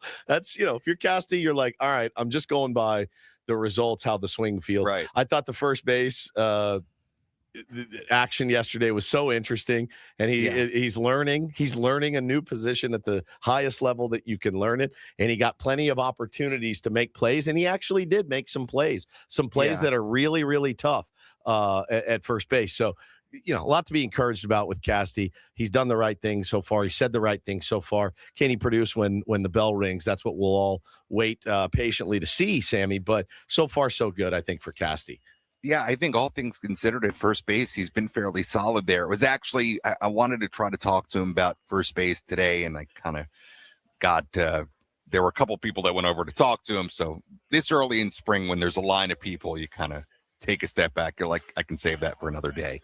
But you're right. I think he's looked fairly good over there. I don't think it's going to be perfect. If he's over there in the regular season, I think we have to have the proper expectations for moments that may not look great. There's a lot of things to consider at first base. And Woodsy, I thought you made, and this is part of what I wanted to talk about with him today, I thought you made a great point of, hey, one of the harder things is probably when you get that ball hit to your right, of knowing when to not go for it, or you take that initial step and then be like, oh, I got to get back over to first base. The worst feeling. Yeah, he's played the infield, but he played third base, and the other infield positions, the ball gets hit, you go for it. Yeah, it's yours. Period. I mean, You go third get the base, ball. you'll do that cut in front of the shortstop, Right. but you got especially moving to your right. Yeah. You're not worrying about it. Anybody at third base. You got your So- momentum and all that, but playing Yeah. third, that cut to your left, where it's like I got to cut this off before it gets deep in the hole at short. That's a play that every third baseman can make. You don't even have to play third base. You know how to make that play and be aggressive to that ball. That one hit to your right, especially as a right-handed first baseman, you're like, oh God, I got to backhand this and then flip, or I have to retreat to the bag. It is. You don't want to be the guy who doesn't go after the routine grounder and then watches it roll. Watches it roll into a hit. Like, It's the worst. You're on an island there, man. It's so funny. And it happens all the time. Yeah. I think all things considered, a couple of weeks into the first base experiment, he's doing a nice job. So we'll see how it progresses. Have you guys talked about Jason Adam? Yes. The five father daughters. of five girls. Father of five. That's unbelievable. How about that? So that he was scheduled to throw a live yesterday and then wasn't warming up or anything. So then I spoke to some people, and yeah, it turned out that he went back and was there for the birth of his fifth daughter, which is great. Congratulations to the Adam family. I think one thing, and Craig talked about it a little bit today, one thing that we're going to have to monitor as we come down the stretch of spring training, and we're not quite there yet. We still have almost 3 weeks left, is just the status of guys like Adam and guys like Matt Suey, because that could certainly open up some spots on the opening day roster for some of these relievers. And I think right now it's a little unclear. Adam feels great. Based on what's being said, I know he wants to be ready for opening day. I kind of wonder if the Padres are going to let him and maybe slow play it a little bit, because they need him for the full course of the year beyond just the early part. So that'll be interesting to see how that all shakes out as we come down the home stretch. Griffin Canning's going to throw a bullpen session on the field today. Again, similar situation for him. These guys can fully throw. They're healthy, throwing off a mound. It's everything else. And Canning's a little bit of a different situation. That's been very clearly more of a May thing since the moment he got here. But they're kind of similar, Adam and Canning, in the sense that they're both totally fine throwing off a mound. It's getting past the other parts of being the athlete that they're going to have to answer. It will all work itself out. It always does. For sure. Every single time. Here's a spring training statistic for both of you that likely doesn't mean anything at all. The San Diego Padres have been the third best at ABS challenges this spring at 61.9%. I like it. The turn to the team that is the worst, getting only 21% of their challenges correct. The Dodgers. The Los I saw Angeles that. Dodgers. I assume it means nothing at all. I mean, it could mean the Padres aren't being aggressive enough with their challenges. Dodgers are just probably not even caring that much about it. I have no idea if that means anything. I don't think at so. this point in spring training. Hey, I wonder what you guys think about this. The more I watch the ABS, and I really like it, I do. I'm actually very surprised even this early how successful a lot of these challenges are. I will say, though, one thing I think they got to figure out, I don't need the umpire to do the whole turnaround announcement on everyone. Yeah. They got to figure that out. Yeah, You gotta I agree. Speed it up a little bit. Like, I get he has to make it clear to the people upstairs in the official score and the people in the press box of who challenged. Yes. I get that. Well, I guess a ball strike kind of, again, why do I have to, like, if you called it a strike, obviously the catcher's not challenging it. So I don't need the turnaround Yeah, I point, agree. mic on announcement. Can we just you turn? Hey, challenge! You don't even turn around. You Hand tap up, the ump then taps their head and points at whoever challenged, right, and that's it. Hand, and hands up, Mike. Does he need to turn his mic on? He doesn't need to clear himself either 6 feet away from the catcher and do the big hubbub. No, we've done so much with speeding up the game, and I think we would all agree at this point these things have been very, very good for the game. I think we could speed it up a little bit. 100%. I don't need the whole turnaround presentation. Yeah, part of the selling point is how fast it's going to be. Yeah, I just feel like now we're and the challenges are happening enough where it's like, wow, it like slows it down a little bit. And we got to figure that part out. But aside from that, it's been great. Frenchie says, did you see Patrick Bailey's framing affecting the result of what should be a ball? I don't know that the framing affected it, but one thing you are seeing is those balls that the catcher catch poorly when they're lined up like on the inside and they have to reach out to the outside, that the umpires always call balls because the glove ends up way outside. Catchers can catch that. He goes, I know I didn't catch that well, but I'm pretty sure it was a strike, and the umpire got fooled. I'm here for it. And they can challenge those now and go, that actually was a strike across the plate. I'm here for it. I love it. Right. I think it's been great. And that's something that we've talked about forever in baseball, right? The idea that, hey, if you don't hit your spot, it's going to be very tough for the umpire to go back the other way and make that call, even if it's in the strike zone. So it's going to be fascinating. It really is. I think, late in games and all the things we've discussed over the last few weeks, it's going to be kind of an interesting part of the season. Sammy, have a good rest of your day. We will talk to you again tomorrow morning. All right, guys. Appreciate it. Thanks, Sammy. Spring Training Sammy, courtesy of David P. Shapiro, criminal defense attorneys, and, of course, all guests on Bennett Woods up here on the SDCCU fan hotline. It's not big bank banking. It is better. Still thinking about Jerkson Profar over here. I heard a clearing of the throat. I thought Paulie was going to make an announcement or something, but I'll just clear my throat. Just cleared his throat for no reason. Adam said, Adam sent us a clip that a reporter had asked Jerkson Profar a couple weeks ago or a week ago, whatever, like, hey, what happened last year? Did you make sure in the offseason you took the proper steps to make sure that doesn't happen again? He said, yes, I did. Okay. The alternative is no, and you're probably going to find something out here in a couple again, of weeks. You remember when he played last year he knew already. Yeah. So I wonder if he knew going in. Yeah, he may have known already when he was asked that, but what else what are you going to say? No, it's all good. Everything's fine. No, I've kept taking everything I had been taking. Anyway, I'm late to batting practice, so I got to get out of here. Oh, I'd feel so much more comfortable just going to the players' lounge and skipping media availability altogether. I get it. That's uncomfortable. That'll do it for the Tuesday edition of Bennett Woods, live from the Bill House Studios. We know how. Braden and Frank standing by. They will come up next, and we will come back tomorrow. We talk about the Aztecs game tonight. Padres, White Sox, Nick Pivetta on the mound for Paulie Reinl, Stephen Woods. I'm Ben Higgins. Have a great rest of your Tuesday from all of us here at 97.3 The Fan. So long.